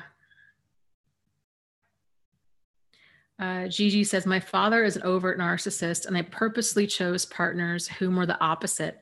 23 years later, my husband is revealed as a covert narcissist. He was able to hide behind his mask for 20 years. And Wild Rose says, yes, I used to keep calling myself a creep magnet because I kept finding different kinds. Yes. And it's really, the thing is that I really feel like that a lot of people, especially with more of the covert stuff, get tangled up in it. One of the best movies that I've ever seen that I think really illustrates this is the movie How Stella Got Her Groove Back. If you've never seen that, I highly recommend it. It's supposed to be, it's a true story. The author, Terry McMillan, it's her true story. And the book and the movie, when it came out, it was, it's written and it's filmed as a love story. Well, and it's interesting. So if you watch that movie, pay attention to to everything. She had started off with a marriage to a very overt narcissist. The guy was an absolute jerk. She gets divorced. She's lonely. She's working all the time. And she decides to go to Jamaica. So I guess spoiler alert, because I'm going to kind of walk through this. She goes to Jamaica. She meets a guy there, young, handsome. He's half her age. I think she's 40. He was 20. Comes on really fast, right out of the gate. Very quick to make her his whole world. And keeps kind of trying to push her into just like, oh, Stella, why can't you just let your guard down? Why can't you just, follow your heart? Why do you believe that you couldn't be loved? Like, you're so worthy of all of this. Just schmoozing her. Her friends and family, everybody's concerned about this. They're like, what if this guy's after citizenship? Like this does not seem legit at all. The guy flies, she leaves this amazing vacation, and she had met his parents. I mean, they just moved like this, lightning fast speed. Then she goes, he comes to visit. And of course, she's this very wealthy author, lives in this really wealthy part of town. And, here's this guy, he's 20 years old from Jamaica. He's got really nothing going for him. Comes over. And of course, he's like, oh my God. And they're very quick. He's very quick to move in with her. And it's interesting to watch like her cognitive dissonance at play, her family and friends' cognitive dissonance at play, and how charming he is and how he's able to just reassure them. He says all the right things. He really plays the part that he's so in love with her. He is so good to her. He is encouraging her to cultivate her different hobbies with like, she makes furniture. He's so supportive. And kind of fast forward, like I think, I don't know, 5 years or so after the movie was made, it then comes out that he's actually gay. And not only is he gay, he had filed for divorce like shortly, I think it was shortly after he'd gotten citizenship from her. But he also, this is like what really was the huge flag for me with all of that's, like red flag city. The huge part was that he then proceeded to sue her and was trying to get a lot of money out of her. And I would think if it was me, and if I married somebody and I was like, had this realization, I mean, how do you not know you're gay? First off, as I don't buy that for a second that he didn't know, but let's just say he didn't know. You don't know you're gay and you realize, oh my God, I'm gay and I want a divorce. A normal person would have empathy and be like, oh my God, like I have taken up a lot of this person's time they're going to be so devastated by this. You know what? Like, I've made a huge mistake. I'm going to let's just divorce. I'm so sorry. I'm going to pack my bag and I'm going to leave. I would think a normal person, it would never even register as something to do to try to sue them to get as much money out of them as humanly possible. Like, that's such a malicious act that, to me, pretty obvious that it was, that in his mind, he had earned it. All of that encouraging her hobbies and being charming and romancing her and whisking her off her feet, all of that, that was all leading up to this one moment, to the divorce and to the lawsuit. And what breaks my heart about that whole story is, so they were on Oprah, years ago, but when all of this came out, and I think the whole world that had ever seen this movie or followed their story was devastated because it was such an amazing love story, right? And what broke my heart is, so Terry is sitting here on the couch, and this guy just is so clueless, and he's just so, you just want to, you know, you just want to attack him. Like, he just is such a clueless, lacking empathy jerk. And you can just tell, like, it's so no big deal to him at all. And he's just kind of like, oh, come on, like, you get over it, kind of an attitude. He's just so flippant about it. And she's just so emotionally devastated. And at one point he makes the comment, or she makes the comment, that she's going to compare any other guy to him because he treated her so well.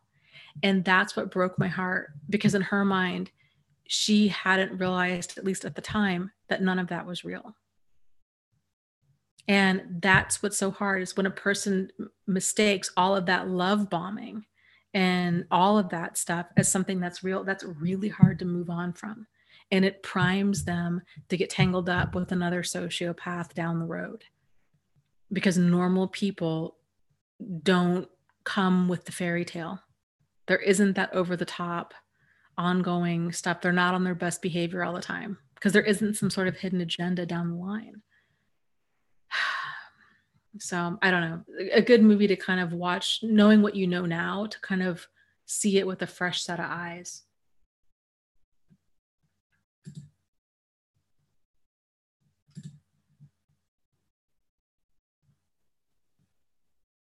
Rachel asks, why are most narcissists sex addicts, and why do they use intimacy to keep us hooked? We're led to believe that's love, which is far from love. And then Abuse Free asks again, what's the movie? The movie is How Stella Got Her Groove Back. Okay, so Rachel asks, why are most narcissists sex addicts? Well, I think it's, they're very impulsive. They're very reckless. It's that constant need for stimulation. They really don't, because they don't bond to other people in healthy ways. Those feelings, here's my guess, those feelings of like love, bonding, attachment, the dopamine, all that stuff that tends to go along with that, it wouldn't be there because they don't bond with other people. So the only other way to really get that would be through like kind of high risk behaviors, being a sex addict, driving fast, skydiving, kind of really kind of adrenaline inducing type things. And sex addiction and like narcissism and sociopathy tend to really go hand in hand. So actually addiction in general and narcissism and sociopathy go hand in hand.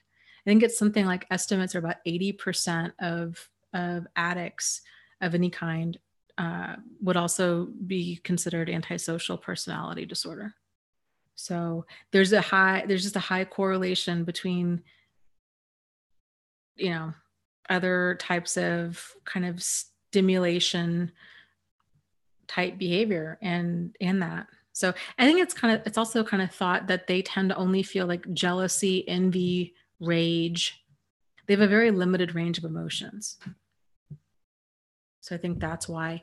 And And for many of them, like more of like the somatic narcissists, which are very kind of physical oriented, that like to have, that are very hypersexual. Um, it's a way for them to get their ego fed too, because if that's their way of, if they're putting on a performance in bed and they're like, this is the best, they're leaving their partners feeling like this is the best lover I've ever had. They're putting on that performance to kind of get the appreciation of the performance. Whereas a normal person, if we're being intimate with somebody, even if it's really great sex, it's great because there's that chemistry between two people and the other person's trying to please their partner, but you're not putting on a performance, right? Like it's more of a, you're doing this to try to please your partner, but for them, they're pleasing their partner because they want to hear how great they are in bed, kind of a thing. So it's but yeah, to a person on the receiving end of it, they're like, oh my goodness, we had the most amazing chemistry, we had the best sex. And that can be really difficult for a person to move on from. Although I think for a lot of people, it does tend to come across as a red flag of like, this person, we wouldn't get out of bed all weekend.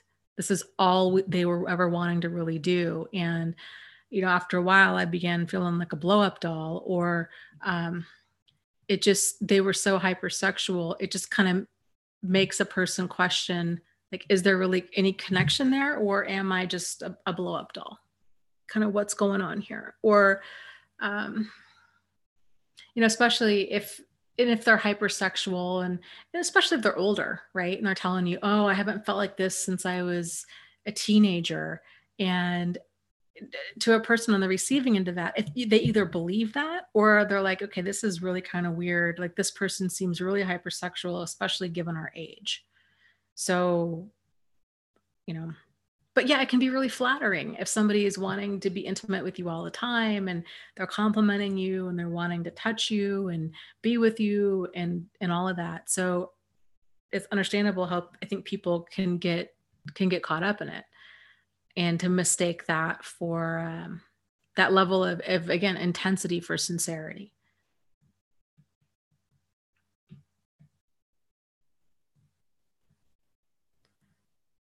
Bluebird says yes, and there are always red flags with toxic people. Yeah, there really always are. It's whether or not we see them. And that's in that, honestly, that takes time and it takes practice. And I think one of the biggest impediments to seeing things clearly is oftentimes other people. Because if you're in a relationship like this, you get out of it, okay? And it's very common for a person to be like, okay, I've got PTSD from this. I'm terrified of getting hurt. I don't want to be around other people, what have you. And then they, they get tangled up, or they start having your spidey sense starts going off with other people. And it can be really crazy making, because now, and it's not because you've got PTSD, it's generally that you're seeing something that's a problem that you didn't before. You're just awake to it now. And if other people don't see that as a problem, it can be kind of this unintentional level of like gaslighting. So if you're bringing it up to friends and family and coworkers of like, hey, this is kind of weird, or I don't know, like this seems like a terrible idea. And they're like, oh, no, it's fine. It's fine. This person's so charming. Like they're so likable. It's totally fine. It can be easy for a person to fall into thinking, especially if you have PTSD, it can be really easy to fall into thinking like, oh, then it's just me. Nobody else's alarms are going off. It's just me. So therefore it's just me. But in reality, it's more often than not you picking up on stuff and other people aren't picking up on because they haven't gone through what you've gone through. And I think really a person has to just live it. Like you can read about this kind of stuff and you can hear about it. It's until a person lives it. And frankly, I think until a person lives it a couple of times and they have a couple of these people that cause such craziness in their life that you realize that it can come across in different ways.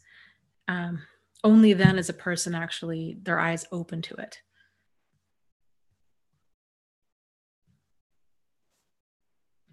So, okay, let me.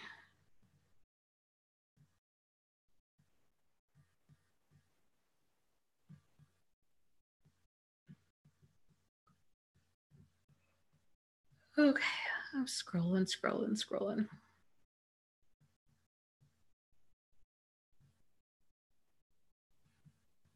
Gigi says, "Thank you all. I'm hoping this attorney understands narcissistic abuse and sex addiction. I fired my previous attorney because she was clueless. I will tell you the vast majority of people out there are clueless about this. So um, I would encourage you talk about behaviors instead of labels. So the term narcissistic abuse is not one that is it's not in the DSM and it's not commonly used. So like emotional abuse, psychological abuse would be probably a better descriptor. Um, Same, this person is incredibly manipulative, uses other people, they're exploitative, um, lacking empathy, lacking remorse, cruel, calculating, sadistic. So thinking about adjectives like describing their behavior is going to paint a better picture than talking in terms of like labels, because my guess too is with attorneys, they probably hear from a lot of people all day long about their crazy ex. And so I think those terms like, oh, my ex is a narcissist, or oh, she's crazy, or whatever, probably loses its impact. But if you can talk in specifics, like this person, having double lives, incredibly manipulative, they, if they're talking, they're lying, pathological liar. Um, and letting them know like this person's incredibly charming and they will say all of the right things and they can really put on this whole show, and it's 100% a show. So kind of coaching them, kind of guiding them to understand, painting a picture, maybe is a better way to say it, painting a picture of your experience will really help them, because again, everybody has this idea of what a manipulative person looks like. This is something attorneys in general have to deal with all the time when they're uh, prosecuting attorneys, when they're going for like in type of like major like child molestation, embezzlement, um, you know, uh, basically pretty harsh crimes, rape, murder, because people, if a person looks good, we tend to assume that they are good. If they're a priest, we tend to not think that they could be capable of being a child molester. If they're a teacher, we tend to think that they're not capable of embezzlement. If they are a mother, we tend, do you see what I'm saying? If so, like, it's kind of getting that person warmed up to the idea of like, just because they are this way doesn't, mean that they're horrible. I mean, there was a doctor, actually, there's two doctors here in the Lansing area. Well, one was Larry Nassar, who had molested hundreds of gymnasts over at Michigan State University.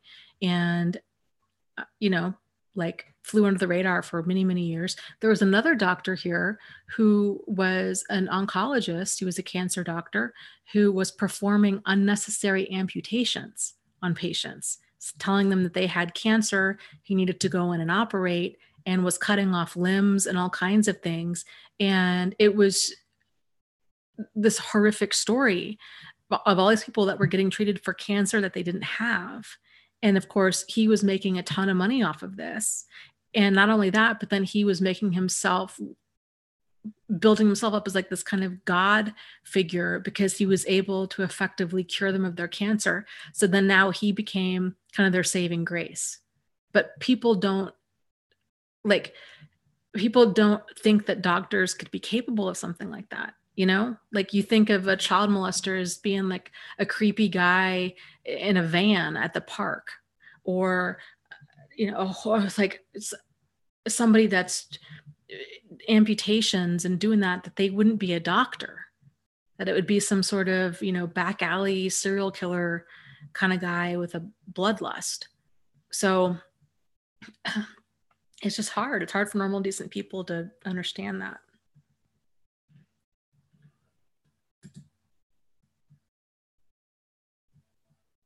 Yep. Up yours, Narc says, yeah, the labels are infuriating. Just because they are a mother doesn't mean that they aren't capable of horrible things. Yeah. Yeah, absolutely. I mean, and it's it's just this kind of stereotype, right? That hopefully is true more often than not, but that like mothers always love their children. It's the first bond, and they should. I mean, kind of I mean, not even emotionally speaking, like biologically speaking, there's a pretty primitive driver there for a mother to be deeply emotionally invested in their child, just on a biological level. So it really doesn't compute for a lot of people to think like, how could this person be a mother and hurt their child? Like that just is so wild, you know? Uh, so okay.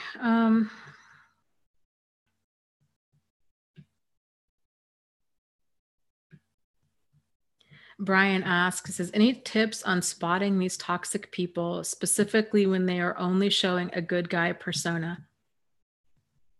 It time, time, and go. It's. I think it's like with anybody, you just all any of us can do is to go slow and to kind of pay attention to your spidey sense.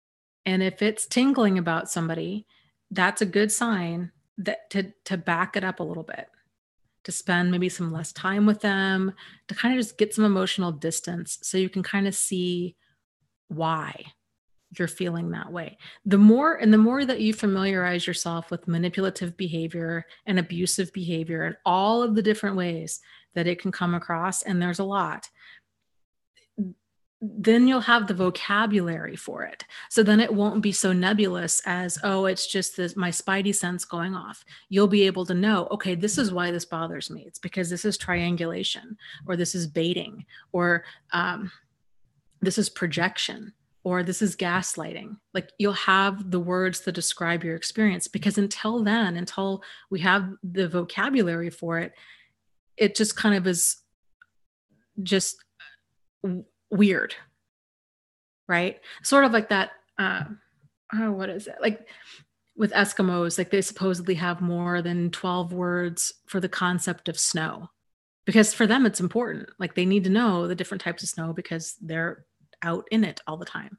So for us, we tend, because this stuff isn't taught, like we don't have those different designations for what we're experiencing. We just kind of lump it all together as this is uncomfortable or this is a problem. But it can really, because we can't pinpoint, we don't have that like concrete thing to point to and be like, and that's why it's a problem. Because we don't have that, it's really easy to gloss over and to think I must have heard them wrong, or that can't possibly be the case, or what have you. And it's when we realize that, yes, there are people that walk this earth that have no conscience. And it's really important for us to see them clearly and not see the best in them, and to not think that kind of given enough, love, understanding, therapy, rehab, or religion, that they can change, that they are who they are. These people have been here since probably the dawn of time, and that we have to be able to see this kind of stuff for what it is and be grounded enough in yourself that you can have a whole room full of people that disagree with you, that'll tell you, oh, there's no way a doctor would do that. That's crazy for thinking that. There's no way that your neighbor or that your mother or whoever would have these kinds of intentions. Mothers love their children. Doctors care for their patients. Do you see what I'm saying? Lawyers represent their clients, and they would never do that. But if you feel like something's off, it's important to back it up, get that emotional distance so you can start seeing things clearly. And like I was saying, once you have the words for it, you spot it so much quicker, and you're not, excuse me, you're not going to be so lost in that fog, wondering, is it me? Is it them? Am I crazy? Do I have issues? Is what I'm seeing real? Like, you're not going to get all lost in that because you'll have the words that describe your experience. But none of us are a good judge of character, really. I mean, the charming people of the world are very charming. And the ones that have a high degree of emotional intelligence know the right things to say. So the only way we can tell is to just kind of take things slowly, give it time, and especially when meeting a new person, and kind of not get so emotionally invested like right away. Like, it's important that we set the pace of every single interaction with somebody, especially when you're meeting somebody new. So instead of getting sucked into that whirlwind, or instead of even like happily hopping in to that whirlwind, which often this is what they rely on, is they're very quick to just tell you everything that you want to hear and to bond with you, and they're mirroring you and they're making these connections, really quick to pull people in, to back it up a little bit, and not get so sucked in, and to see, do their words and actions match up over time. And then you can respond accordingly.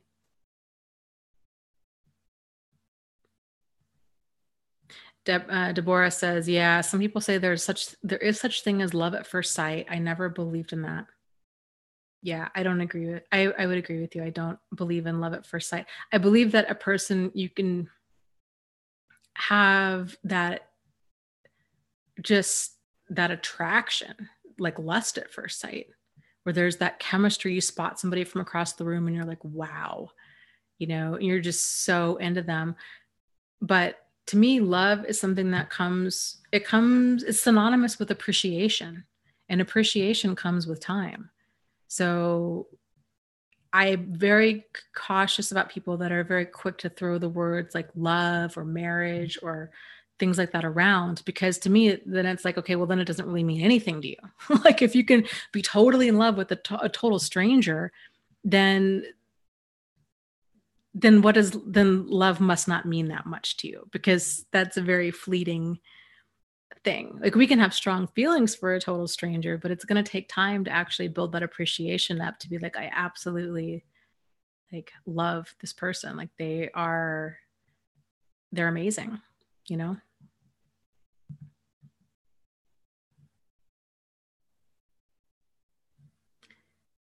Uh, Noah, that's a good question. It says, can you explain how people get manipulated into explaining the basics of adult behavior to another adult? Oh, well, because they oftentimes play stupid, They're like, hey, I didn't know. Like, I didn't know why that was flirting. I mean, it's not flirting. I mean, she's just a friend, or he's just a friend. Like, that's not flirting. You're jealous, and, oh, I'm sorry. I guess, like, if you think that's flirting, then, I didn't know. I'm just friendly. And so then what does the other person do? Then you're explaining, no, it's not okay for you to go like to nightclubs, and, to be sitting on some other guy's lap, and to have your arm around them, and to be texting back and forth sexy talk with some guy, and you're posting pictures of yourself and, sexy poses with stranger, like, that normal people know, like, that's not okay. Like, you don't do that when you're dating somebody. But manipulative people, that's one of their ploys, is they just play dumb. And then I think normal, decent people tend to want to give other people the benefit of the doubt, especially if they're saying everything that we would want them to say. So, well, I never learned, you're really lucky. Like, you grew up in a home with parents who cared about you, and like, I never had that. And so then all of a sudden we're like, oh, that's so sad. Okay. They didn't know, better. They were neglected, and that's why they yell and they hit, and they do all these things. And so, okay, I guess I better be the one to teach them that it's not okay to yell and cuss and hit and threaten. But they know. And you know how they know? I know that they know, because they don't do this at work. Like they don't do it in environments where there's actual consequences. They pull this stuff with people that they know they can get away with it. And other people, there's no shortage of other people that are going to come to their rescue and that are going to think we're mean and cruel for not buying into it and coddling them. And that's how evil continues to get away with being evil, because they get away, they don't have consequences because they weasel out of them.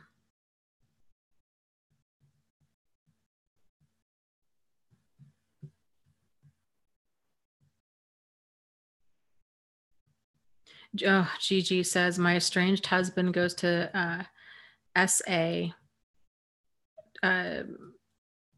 twice a week. He sees a psychologist every week. He is faking recovery 100%. He also abused our daughter when she was an infant. That's awful. And I would totally believe it. I mean, that's very, very common. They will go to therapy if there's secondary gain. If he's trying to get,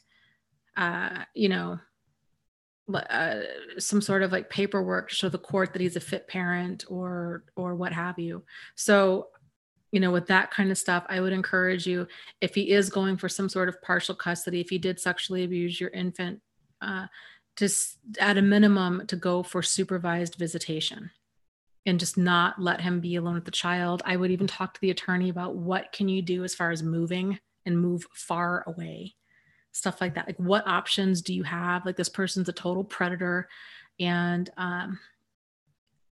he just says and does all the right things. Hopefully he's with a psychologist who understands that, child molestation and sexual abuse and sociopathy. But again, they can really do a great job of going into a therapist's office and just being like, I've never talked about this before. I had this awful past and I was abused as a child, which may or may not even be true. And, boy, this is so hard for me to talk about, but I'm feeling so healed, man. It really feels good to like talk about this stuff, and I feel like you really get me, and like nobody really gets me like you do. And I think a good therapist can see through that. They can see that ingratiating kind of behavior for what it is. But I think a lot of them do tend to get caught up in it because they can do such a good job of playing the part. Up yours, Narc says, Dana, write a narctionary, like a dictionary, but narc terminology. Well, okay. In my first book, Start Here, which you can find on Amazon, is partially that. I mean, there's a big section in it about all of the different kind of important terms that I alphabetized. And I forget how many there are, but I want to say there's close to like 40 or 50. But yeah, there's a ton of concepts and important phrases and stuff. But if you're new to the concept of narcissistic abuse or manipulate, or if you just want to read more about manipulation in general, I would say start with that book. Start Here. It has frequently asked questions. It talks about a safety plan. It talks about, it's the book that I wished I'd had when I was going through everything. And it was the book that I wanted to have to be able to give to other people to catch them up to speed as quickly as possible, which is why I titled it Start Here. Let's see. And we will actually, so book club, just a quick recap, book club's tomorrow at 6:30 p.m. And we're going to be discussing the book, The Sociopath Next Door. The book club for next month, we're in May, we're going to be May already, is my second book, which is called Out of the Fog. So we'll be reviewing that book. So if you have any questions, if you've read the book, if you haven't read the book, but you have questions about the book, bring them and I'll answer any questions you have about that, the second book. And then we're going to be reading my first book. I don't know why I did those out of order. It doesn't really matter. Like, you can read them independently, but the first book we're reading in a few more months. So we'll be discussing that as well. Okay, let me scroll down here.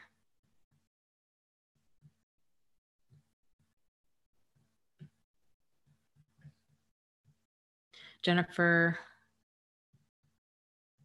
is talking about her intuition and says, I just don't want to waste my time and go through pain again. So my mind tends to overthink my intuition. That's interesting. I think for a lot of people, it's the other way around. Their intuition, or I guess when it's an overdrive, we tend to call it hypervigilance. And it is to a point, but like I said, it's generally because you're just seeing things clearly for the first time ever. But we do sound crazy to other people, especially if we're focusing on the labels. This is another reason to focus on the behaviors, because if we're focusing on, excuse me, the hiccups. If we're focusing on the labels and we're like, and that person's a narcissist, and that's a narcissist, and that's a borderline, and that's a sociopath, then other people are going to be like, come on, like, not everybody's a sociopath, you know? So if, and again, it just goes back to like, once our vocabulary around this increases, and we can focus on the behaviors, it just improves communication and validation, I guess, with other people, like that we can better describe our experience and to them and to us. Because if we're like, yeah, you know what, I feel like I'm surrounded by narcissists, or I'm surrounded by excuse me, or surrounded by sociopaths, we can start to feel crazy. To be like, well, no, I guess not everybody's a narcissist, but man, it sure seems like it. And then the reality is there actually might be quite a few around you. But the label, the people like get all their panties in a wad over the label. And it's just the weirdest thing to me. Like, it's seriously the weirdest thing to me. You can call another person an alcoholic, bipolar, even codependent, use any other label to describe a person. Racist, bigot, homophobic. Nobody will debate. Nobody blinks an eye. You call a person a narcissist or a sociopath, people lose their mind. It's the weirdest thing. And they want to debate you about it and all kinds of stuff. And it's just so weird to me, because it's like, this person, like, what? Weird. It's like a weird battle for other people to want to fight. Like, this person, is manipulative and exploitative, and they lack empathy and they lack remorse, and they have this trail of destruction behind them. Like, but it's so easy to try to fight for your reality and to try to get other people to validate that and to see it for what it is. And I just have found that that's not a good use of time. Like, that's not a good battle to fight, because more often than not, it makes us look like bitter and jaded and toxic or negative or what have you. It doesn't serve the purpose of trying to warn other people or get validated. So it's frustrating. So anyways, the point of that is, I think a lot of people tend to feel their intuition, like their hypervigilance, is on overdrive, and they tend to retreat. They don't tend to overthink things and try to force themselves into it. So that's interesting that you're going through that. Maybe what I just said about kind of the mindset behind it, maybe hopefully that'll maybe help a little bit as far as maybe why you're doing that. Because it's easy to doubt ourselves. It's easy to be like, well, I guess only 4% of the population is really like a narcissist or a sociopath. And what are the odds? And so it's easy to to talk ourselves out of thinking that it's actually a problem. And this goes back to, I talk about this in every single video, and I probably will to the day I die, because I think it's so important, is that it really is about the behavior. And so if we're carving up the world into two very kind of black or white camps of like, either they're a narcissist or they're normal, we're missing a lot of important things there.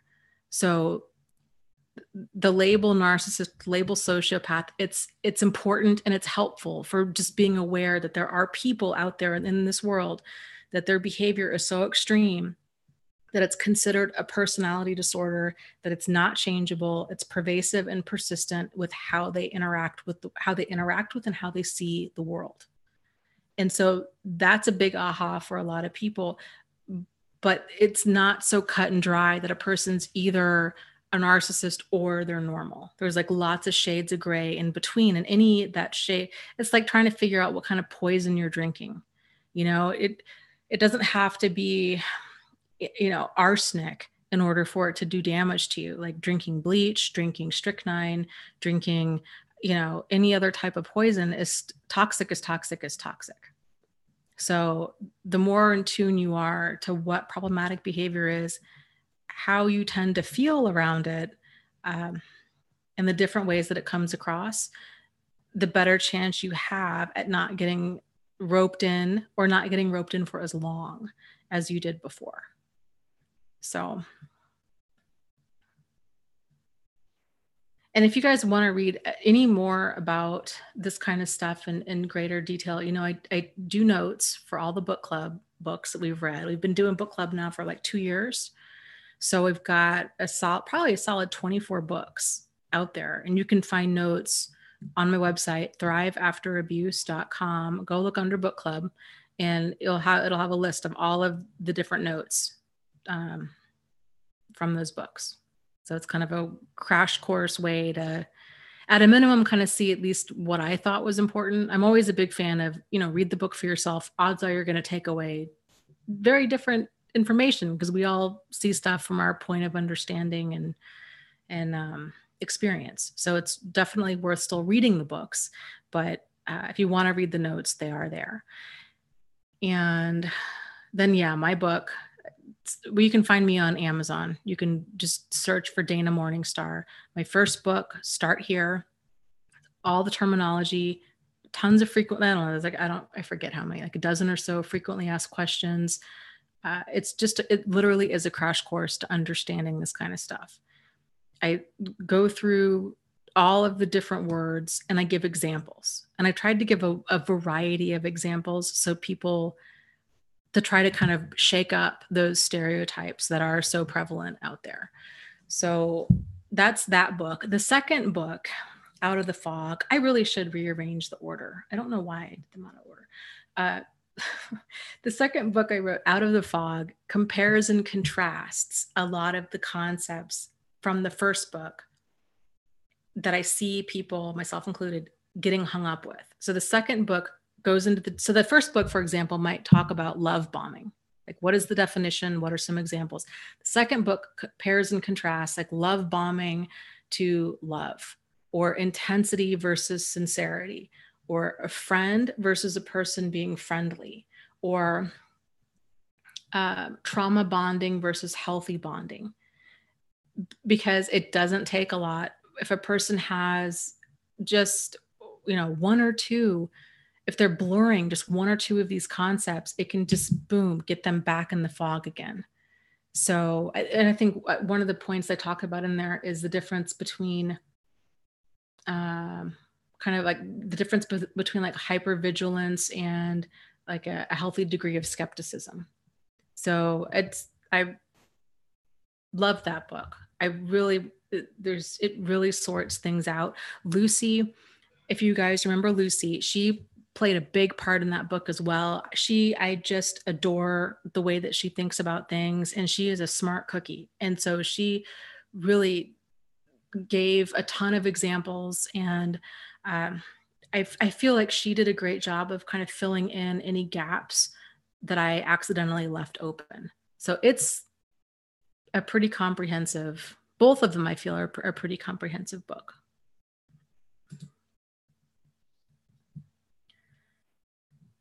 Okay.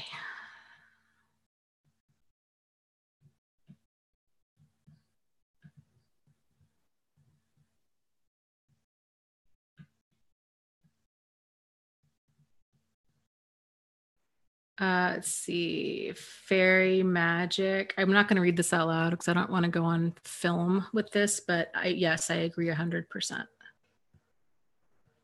I think actually the word psychopathic would be the word I would use. Sue asks, what are the basic differences between BPD and NPD? And that's such a big question. And frankly, let's see how much time we have. My alarm's going to go off in 2 minutes. I'm going to go ahead and cancel it. Narcissism, there's a lot of overlap for starters within. So personality disorders are divided up into clusters, and each cluster has kind of defining characteristics for it. The personality disorders within what's known as the cluster B, their defining characteristics are erratic, dramatic, and emotional. So all of those 4 personality disorders tend to have those components to them.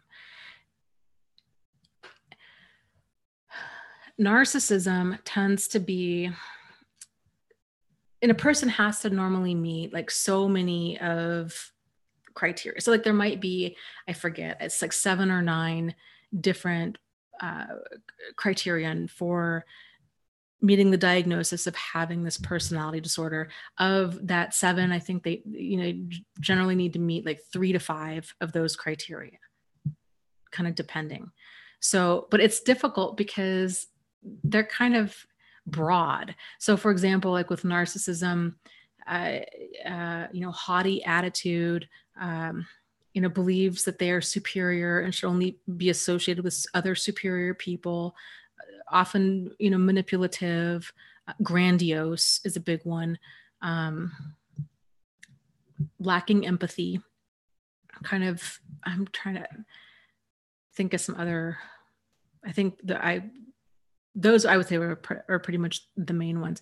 Borderline personality disorder, they tend to have really poor emotional regulation, really shaky interpersonal, short-lived, tumultuous interpersonal relationships, tend to be manipulative. What would some other, kind of a fragmented sense of self. The thing with borderline personality disorder is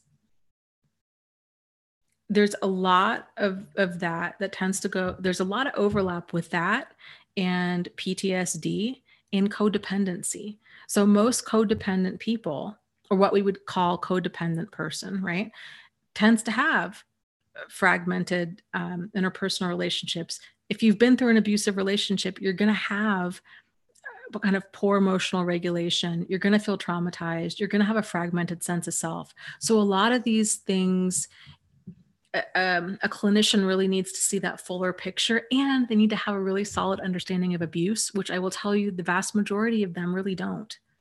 So what I have seen, and I think what a lot of people probably in this chat can even attest to, is the diagnosis of borderline personality disorder is very commonly given to people that have gone through abuse.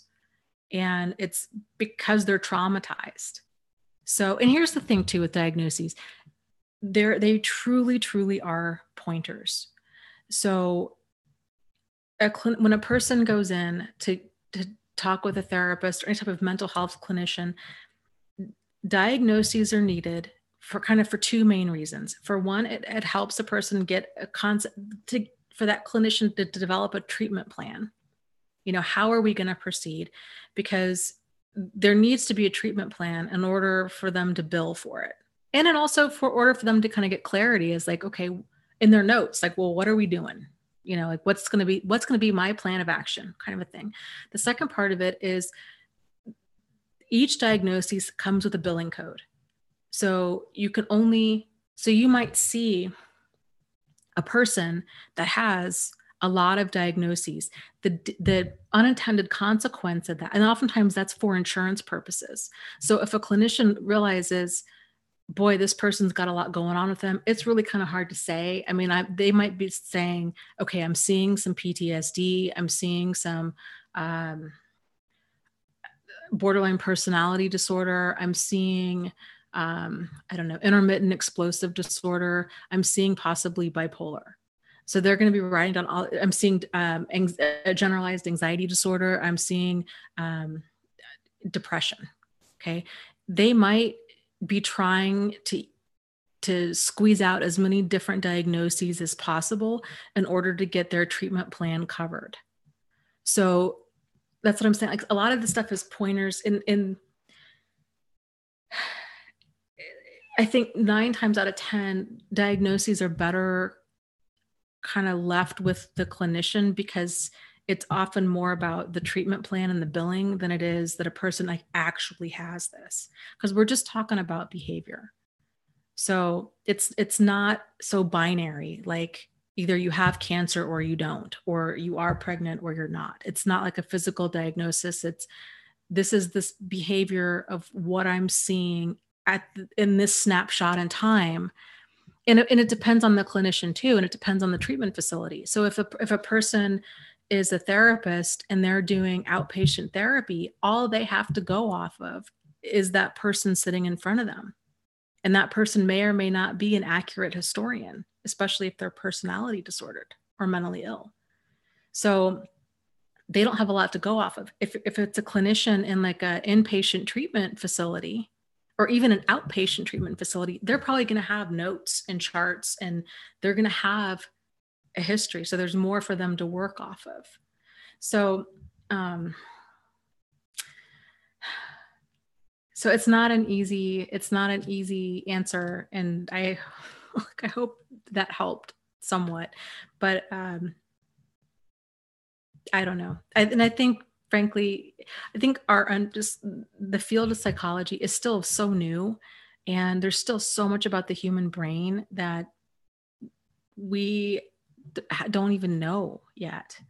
And, with borderline personality disorder, and I've seen in two, personality disorders have degrees of severity. So that's not something that's currently charted or even measured. And that's been something that they've been working on for a while now, because that's important. Like, you want to know, like, okay, this person registering as antisocial personality disorder, what are we talking about here? Are we talking like they're a violent rapist or have murdered people? Like, on a scale of 0 to 10, are they a 10? Or are we talking they're very manipulative and exploitative, and they're like con artists? Like, where on the spectrum are they? Or they have continually like lying and cheating and stealing, and they're more like interpersonally exploitative. So it's not an exact science, I guess, is what I'm saying.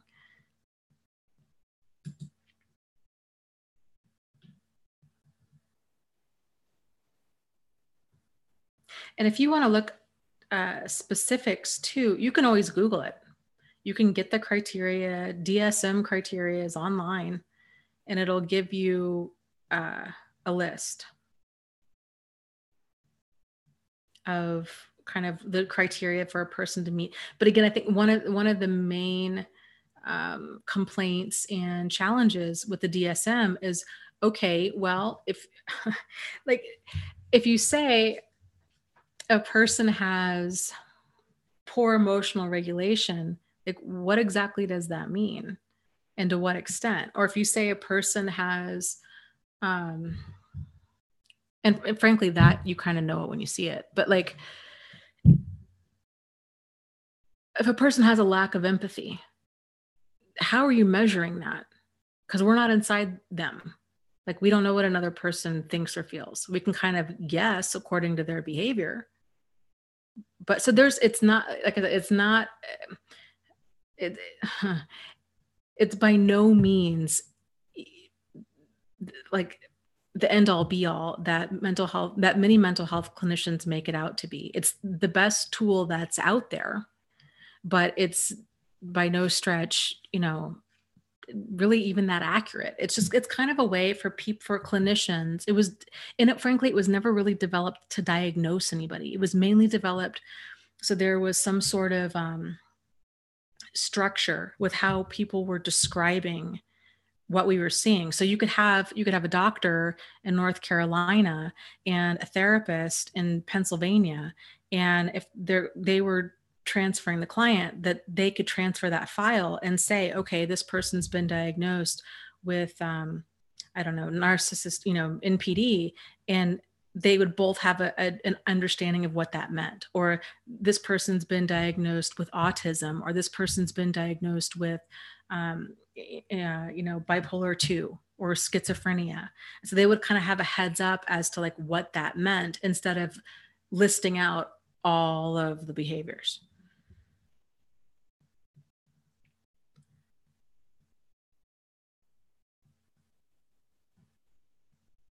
Yeah. And Gigi says, I feel like the DSM is the tool of a health insurance industry. And it is. And that's not to knock anybody. I mean, and by and large, it's a shorthand way for clinicians to be able to describe what they're seeing with that person. And I've seen it. I've seen, like, I've seen people, when we would get patients that were discharged from the hospital and we would go through our hospital records, like you would see diagnoses that were all over the place. And we would have treatment team meetings twice a week trying to sort out like what was going on, because you might have a person who's on meth, who is potentially schizophrenic, who is also has several different types of personality disorders going on, and who maybe is also autistic, or who would be on the scale for mental retardation. So it's like peeling these layers back and like, okay, what are we really looking at here? Is this person actually schizophrenic, or is this meth? And then you have to kind of figure out, okay, got to get some clean time here. Or is this meth, or is this antisocial personality disorder? And it's not so cut and dry, especially if you're only seeing a person for like an hour, So yeah. And Missouri Cowboy says in a person can have aspects of more than one disorder. And so sticking them in a rigid slot doesn't work. Right. Exactly. There's a lot that's going on there. And sometimes it takes a while to kind of rule certain things out and to get a clear picture of, like what you're seeing. And, it's just, there's just a lot. I guess what I'm saying is there's a lot of different factors at play.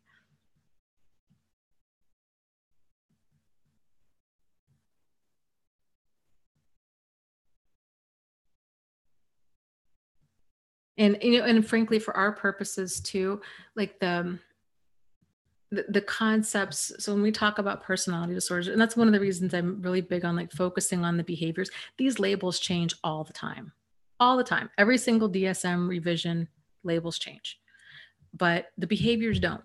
So, and it can help because it can be really feel invalidating to a person to be like, yes, my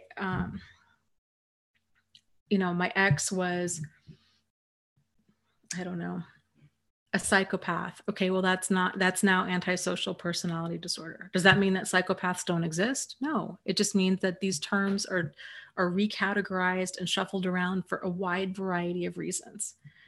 And this continues to happen. Just like, homosexuality used to be in the DSM. Let's see, I'm trying to think of some other ones. Well, there was multiple personality disorder. That's been kind of reshuffled to, what do they call it now?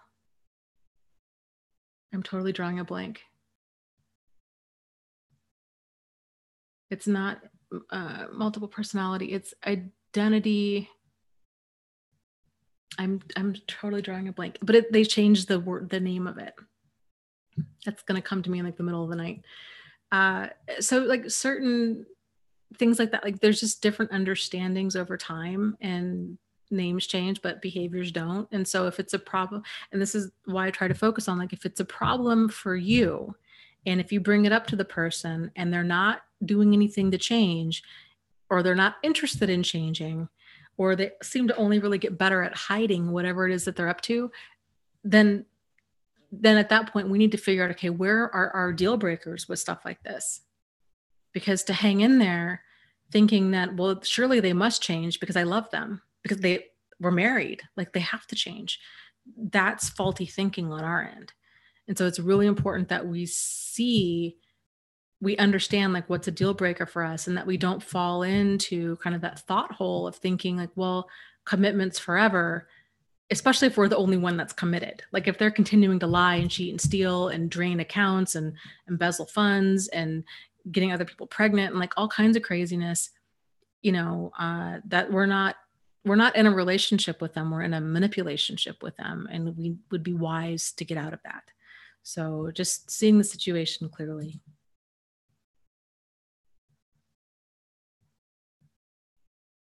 Sue says, I think both NPD and BPD are manipulative, but BPDs don't lie and cheat like narcissists. Thank you. Dissociative identity disorder. Colleen. Yeah. Um, uh, yeah. I mean, normally with borderline, there's not that level of grandiosity. There's not that kind of like haughty attitude where there's that feeling of superiority. There's not kind of delusions of grandeur. There's not this preoccupation with success or love, or they're not living in a fantasy land. Like borderline personality disorder people, and again, it's on a spectrum. From what I've experienced, there's not a lack of empathy or a lack of remorse. Like they tend to be, frankly, every single borderline person that I've come across has come across to me as a really traumatized person who's been through a lot of stuff, and they might be manipulative, but only because they don't know how to be assertive and they have trouble trusting other people. And oftentimes borderline personality disorder, and again, there's a spectrum, because I've like one person that I knew when I was a lot younger comes into mind. She'd probably be considered borderline personality disorder, and she was absolutely horrible, which has not been my experience professionally dealing with borderline personality disordered people. But she was a piece of work, and DBT would not have done anything with her except like, I wouldn't have done anything with her. But she was manipulative. I mean, if she didn't get her way, she'd threaten suicide. She might take pills. She might cut. It was all attention seeking. It was drama. It was chaos. It was all about her all the time. It was totally fluctuating moods. It was just exhausting. And, she just, I don't know, just, but I don't know. And then again, like people are different. Like people are different when they go to the doctor versus when they are at home with friends and family. So it's hard to say, because like you see a person, in a more clinical setting and they're one way, and then you see them in a private setting and they're another. So it's hard to say.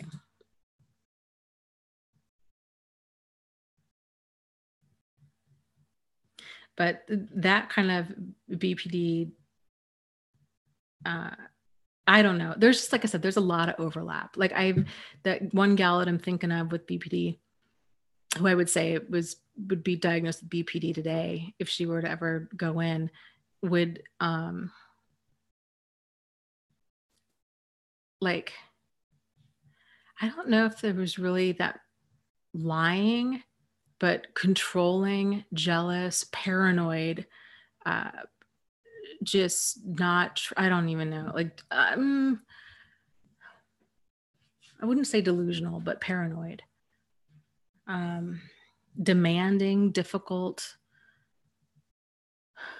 like just really, I'm trying to think of some famous people that we would all know that would have that same kind of behavior. Who actually is a great show to watch to kind of see a wide variety of like problematic behavior is the Gordon Ramsay Kitchen Nightmares show. There's actually a really great episode to see some craziness. There's one, Amy's Baking Company. Do a search for that on YouTube. and you see her and her husband really, really, what would be flammable personalities. I mean, really something else, and dangerous, difficult people. They're poor staff. I felt so bad for him. So you can kind of see some interesting character, whether or not it's, scripted, into what degree remains to be seen. But even if it is scripted, you can still kind of see a lot of this kind of stuff in motion, of like what manipulative looks like, what threatening looks like, what, delusional. The woman, Amy's baking company, talks at great length. She was, she's an amazing cook, and she was born to do this, and goes on and on about her cooking, but she's a terrible cook. And everybody else sees it except her. And she just, so it's that idea of kind of, that kind of grandiose belief in one's talents when all of the evidence points to the contrary. That's a great example of that. So I don't know. It's interesting. It's interesting stuff when you start when we start looking at people more in terms of behavior instead of just people, right? Like that we're all created equal and that everybody's kind of the same. When you realize, like, actually people are very, very different. And it doesn't have to be like a necessarily better or worse, but it's important that we realize that there's a lot of differences there. Oh, that's a great example. Jennifer says Alex Jones, explosive, delusional narcissist. Yeah. Yep, that's a good example. Paranoid, delusional. Thank you, Bricks and Feathers, for the live stream donation. Says, I'm popping in for a quick moment regarding the discussion in the second half of last week's live stream. Oh, I'm casting a vote for an online course. Thanks, Dana. Okay, good to know. I still need to do a 3-year anniversary video. So part of that video, I was going to ask people, what would you like to see from me and from this channel in the next year? And then I am going to work towards making that happen. But I have you guys know, I have a lot of anxiety about doing videos, which is ridiculous. Like, I don't even know how or why I'm a YouTuber. Like, it's just ridiculous. But I keep hoping that'll just go away, or that I can deal with it, and then I can actually do more with this channel. So I would like to hear from you guys what you would like to see, so I can kind of start moving in that direction. Oh, Gigi. Gigi says, I have no idea who Alex Jones is. Oh, my dear, you are in for a treat. He is something else. So I thought it was a joke at first. He talks at great length about all kinds of conspiracy theories and really wild, far out there kind of stuff. And I guess he really means it. There was I think a pretty recent custody case with his ex-wife, and I think keeping children away from him, if I have my facts straight about that, because his personality, he's not sane. Like, his thought process is so far out there. Gigi says, I don't have fancy cable. Well, girl, I don't either, but you have YouTube, and YouTube is the best kind of fancy cable, because you can find all kinds of stuff on there. Seriously, go on YouTube and check out Alex Jones. It's something else. Yes, and he is drama. Missouri Cowboy says, yes, he's can be histrionic and very over the top.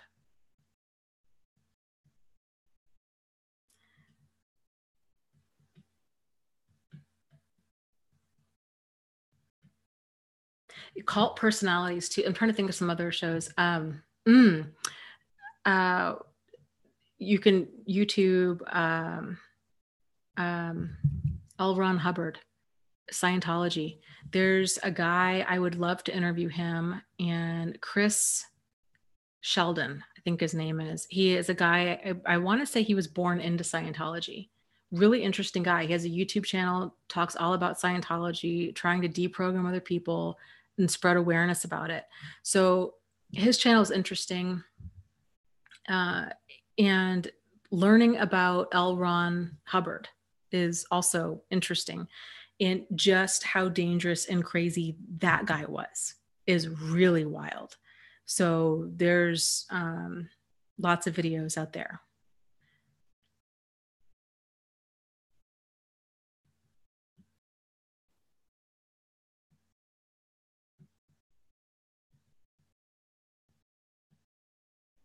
Okay. Jennifer says, I was looking for your 3-year anniversary video, but I was away in Canada, so I thought I missed it and maybe it wasn't archived. No, it's me. I was actually thinking, I was talking to my writers group about it. I know we need to wrap up. I know I'm getting over here. I was talking to my writers group about it today, and it's so, like, I don't even know what, frustrating. It's beyond frustrating. Like, I don't know, it's just frustrating, discouraging, upsetting to know that you're on the track of what you want to do with your life, but then there's certain things within you that prevent you from moving forward. And anxiety is a big one for me. And it's frustrating that I wish I could, but I feel this way with everything. Like, that's the thing. It's whenever I publish a book, whenever I publish a podcast, whenever I publish a blog post, whenever I publish a YouTube video, I get a lot of, I become incredibly self-conscious, and my anxiety just kicks into overdrive. And depending on how big the thing is that I'm putting out, like if it's a video or if it's a book, it pretty much knocks me down for like a good 12 to 16 hours. Like, it takes me a while to like recoup. So it's just a hard way to live. But somebody in my writers group, so he was saying that he was struggling with the same thing, but he only writes. And so I had said, hey, you're not alone in this. Like, just FYI, I go through this often, like multiple times a week, I go through this. And so they had said, people had suggested in there, like, that NLP had really helped with them with kind of examining like limiting beliefs and like thought processes and all of that. So I'm open to trying different things, because it's frustrating. Like, I want to be able to do a lot more, but man, that anxiety, it's like a brick wall, and it's hard to get around, and it's hard to not hit and just have it flatten me. So I've come a long way, though, I will say. Like a year ago, I had a very hard time listening to any part. Like, once I would do a video, it was done. I never watched it again. I never listened to it again. When I began making podcasts, I didn't re-listen to any of it, because I couldn't. That caused me so much anxiety. It was ridiculous. Now I'm much better with that. So it is getting better. It's just, I want it to happen faster. So I don't know. It's just frustrating. Okay.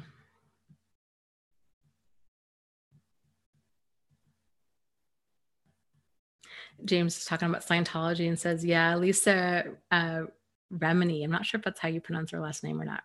Remini?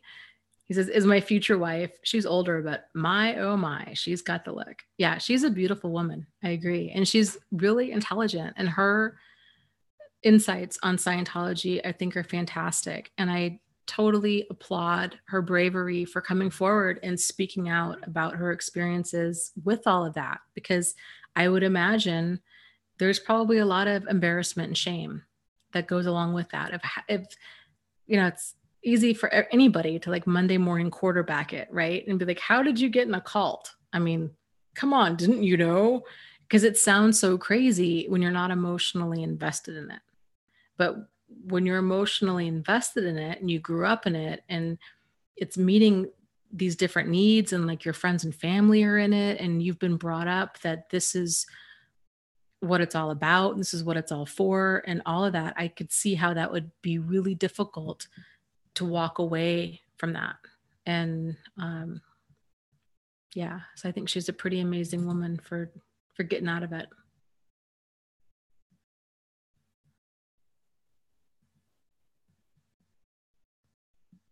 James says yes, she is. My luck, she's probably a total narcissist. My radar on it is reversed. Yeah, I can totally relate to that. I felt that way for like the longest time where it was almost like if anybody was attracted to me, I almost wanted to go up to them even as a friend. Like if they were wanting to be my friend or whatever and be like, "I am so sorry to tell you this, but you are personality disordered." Because that's all that I have in my life. And I'm sorry to break the news to you. Like that's because I totally get how you would feel like that. It just gets overwhelming after a while. But once you seriously though, once you see like how you're getting caught up with it and why you were staying, it does break the cycle. It really does. Okay. So with that said, okay, we'll do our little kind of guided meditation thing and call it a night. And then we're gonna do book club tomorrow, 6:30 p.m. Eastern Standard Time. Book we're reading is Sociopath Next Door. So take a moment and find a comfortable spot, whether it's sitting down or laying down.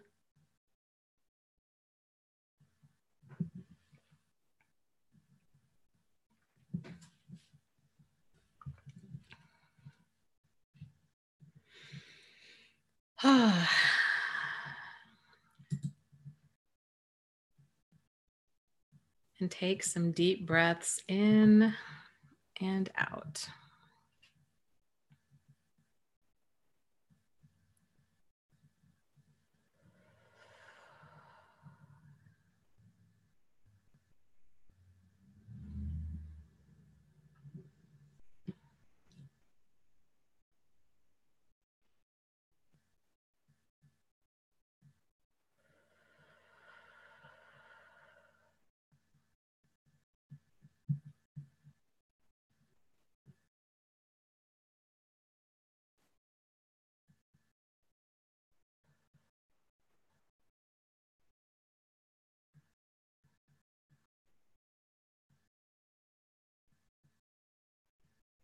Allowing yourself to be fully present in this moment.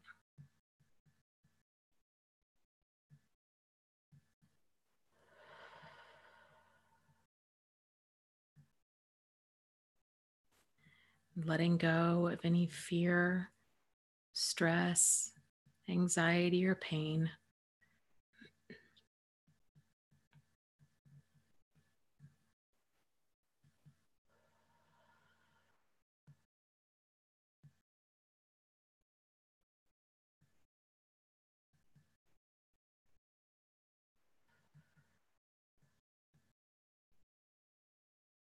Now bringing your attention up to the top of your head and working your way down, noticing any areas that are storing any tension or anxiety. With each breath in, bringing that healing oxygen to that area and allowing that muscle to just relax. Bringing your attention to your eyes and letting them relax. Bringing your attention to your cheeks and your jaw. Letting your tongue fall from the roof of your mouth. Letting your jaw fall open. Relaxing your neck. your shoulders, allowing your shoulders to drop down and allowing your chest to open, relaxing your back, your mid back, your lower back,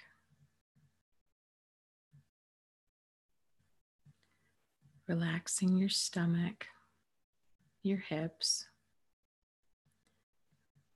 allowing your legs to fall into whatever position is the most comfortable for you.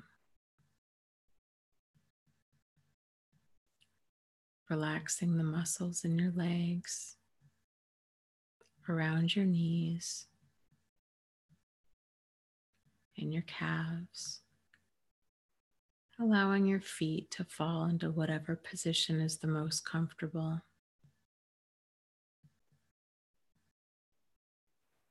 Allowing your arms to relax, your forearms, your hands, allowing your hands to fall into whatever position is the most comfortable. With every breath in, allowing your body to become more and more relaxed. With every exhale, letting go of all of the stress, the worry, the tension from today. Being fully present in this moment.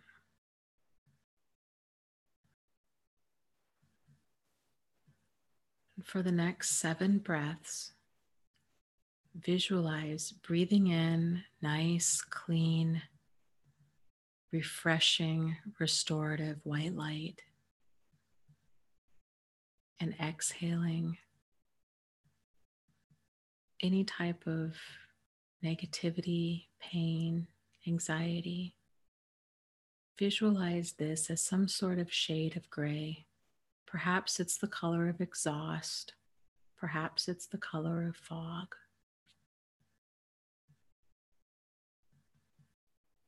We don't need to judge, we just need to observe. Noticing what's coming out of you as you exhale.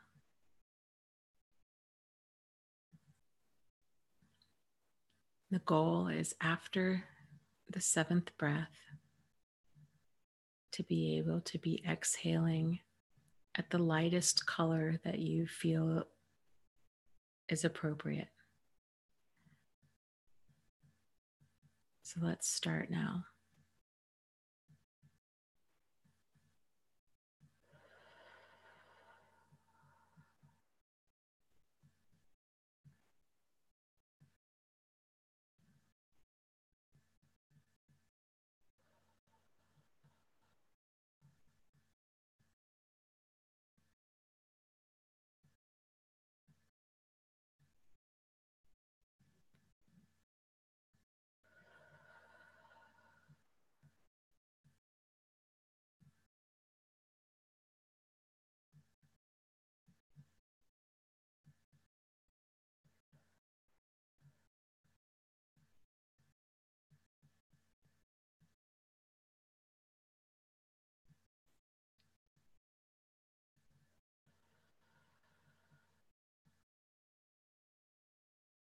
With each breath in, allowing that breath to go down as deep as it possibly can into your body, down past your lungs, past your stomach, past your hips, far down, all the way down into your legs, to your tippy toes.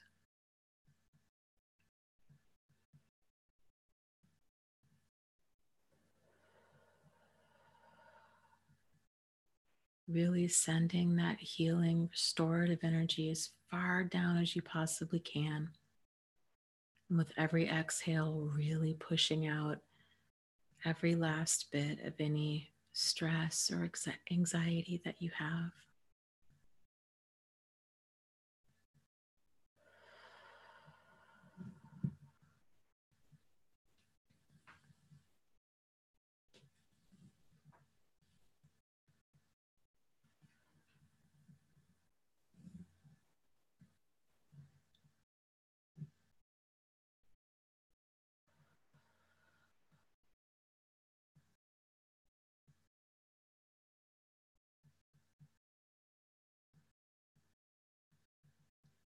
Now take a moment to visualize a healing light in the center of your chest. With each passing breath, that light grows larger and larger as it easily and effortlessly grows, expanding throughout your chest, up into your neck, down your arms, down into your stomach, your hips, your legs, filling every single space in your body with the healing light that's connecting you to everything that is good and right in the world, letting it anchor you deep within yourself. It's that reminder that you know how it feels when you're grounded. You know how something feels when it feels right, and how something feels when it feels off. That your internal compass is always there. Even if it doesn't feel like it's accurate right now, it really is always there. And it will guide you. It's important to learn to tune in and to trust yourself and your perception of events, to tune into your emotions, to see what messages that they have for you.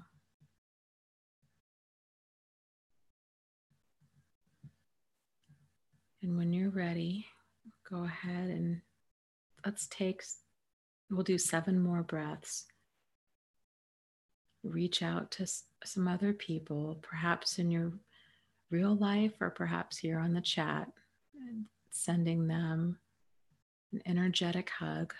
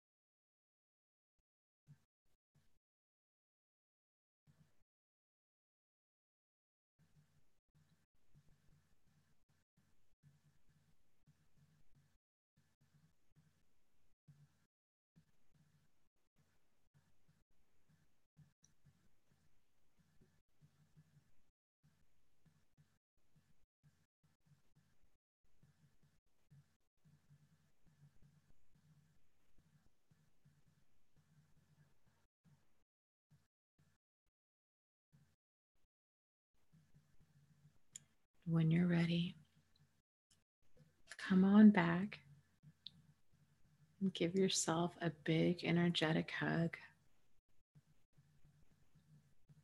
giving yourself compassion, love, and support, acknowledging just how far you have come. You really, really have.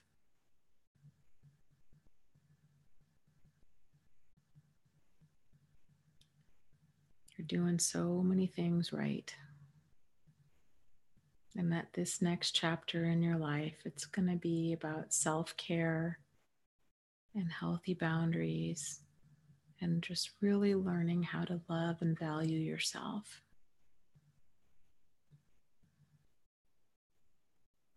When you're ready, go ahead and open your eyes and come on back.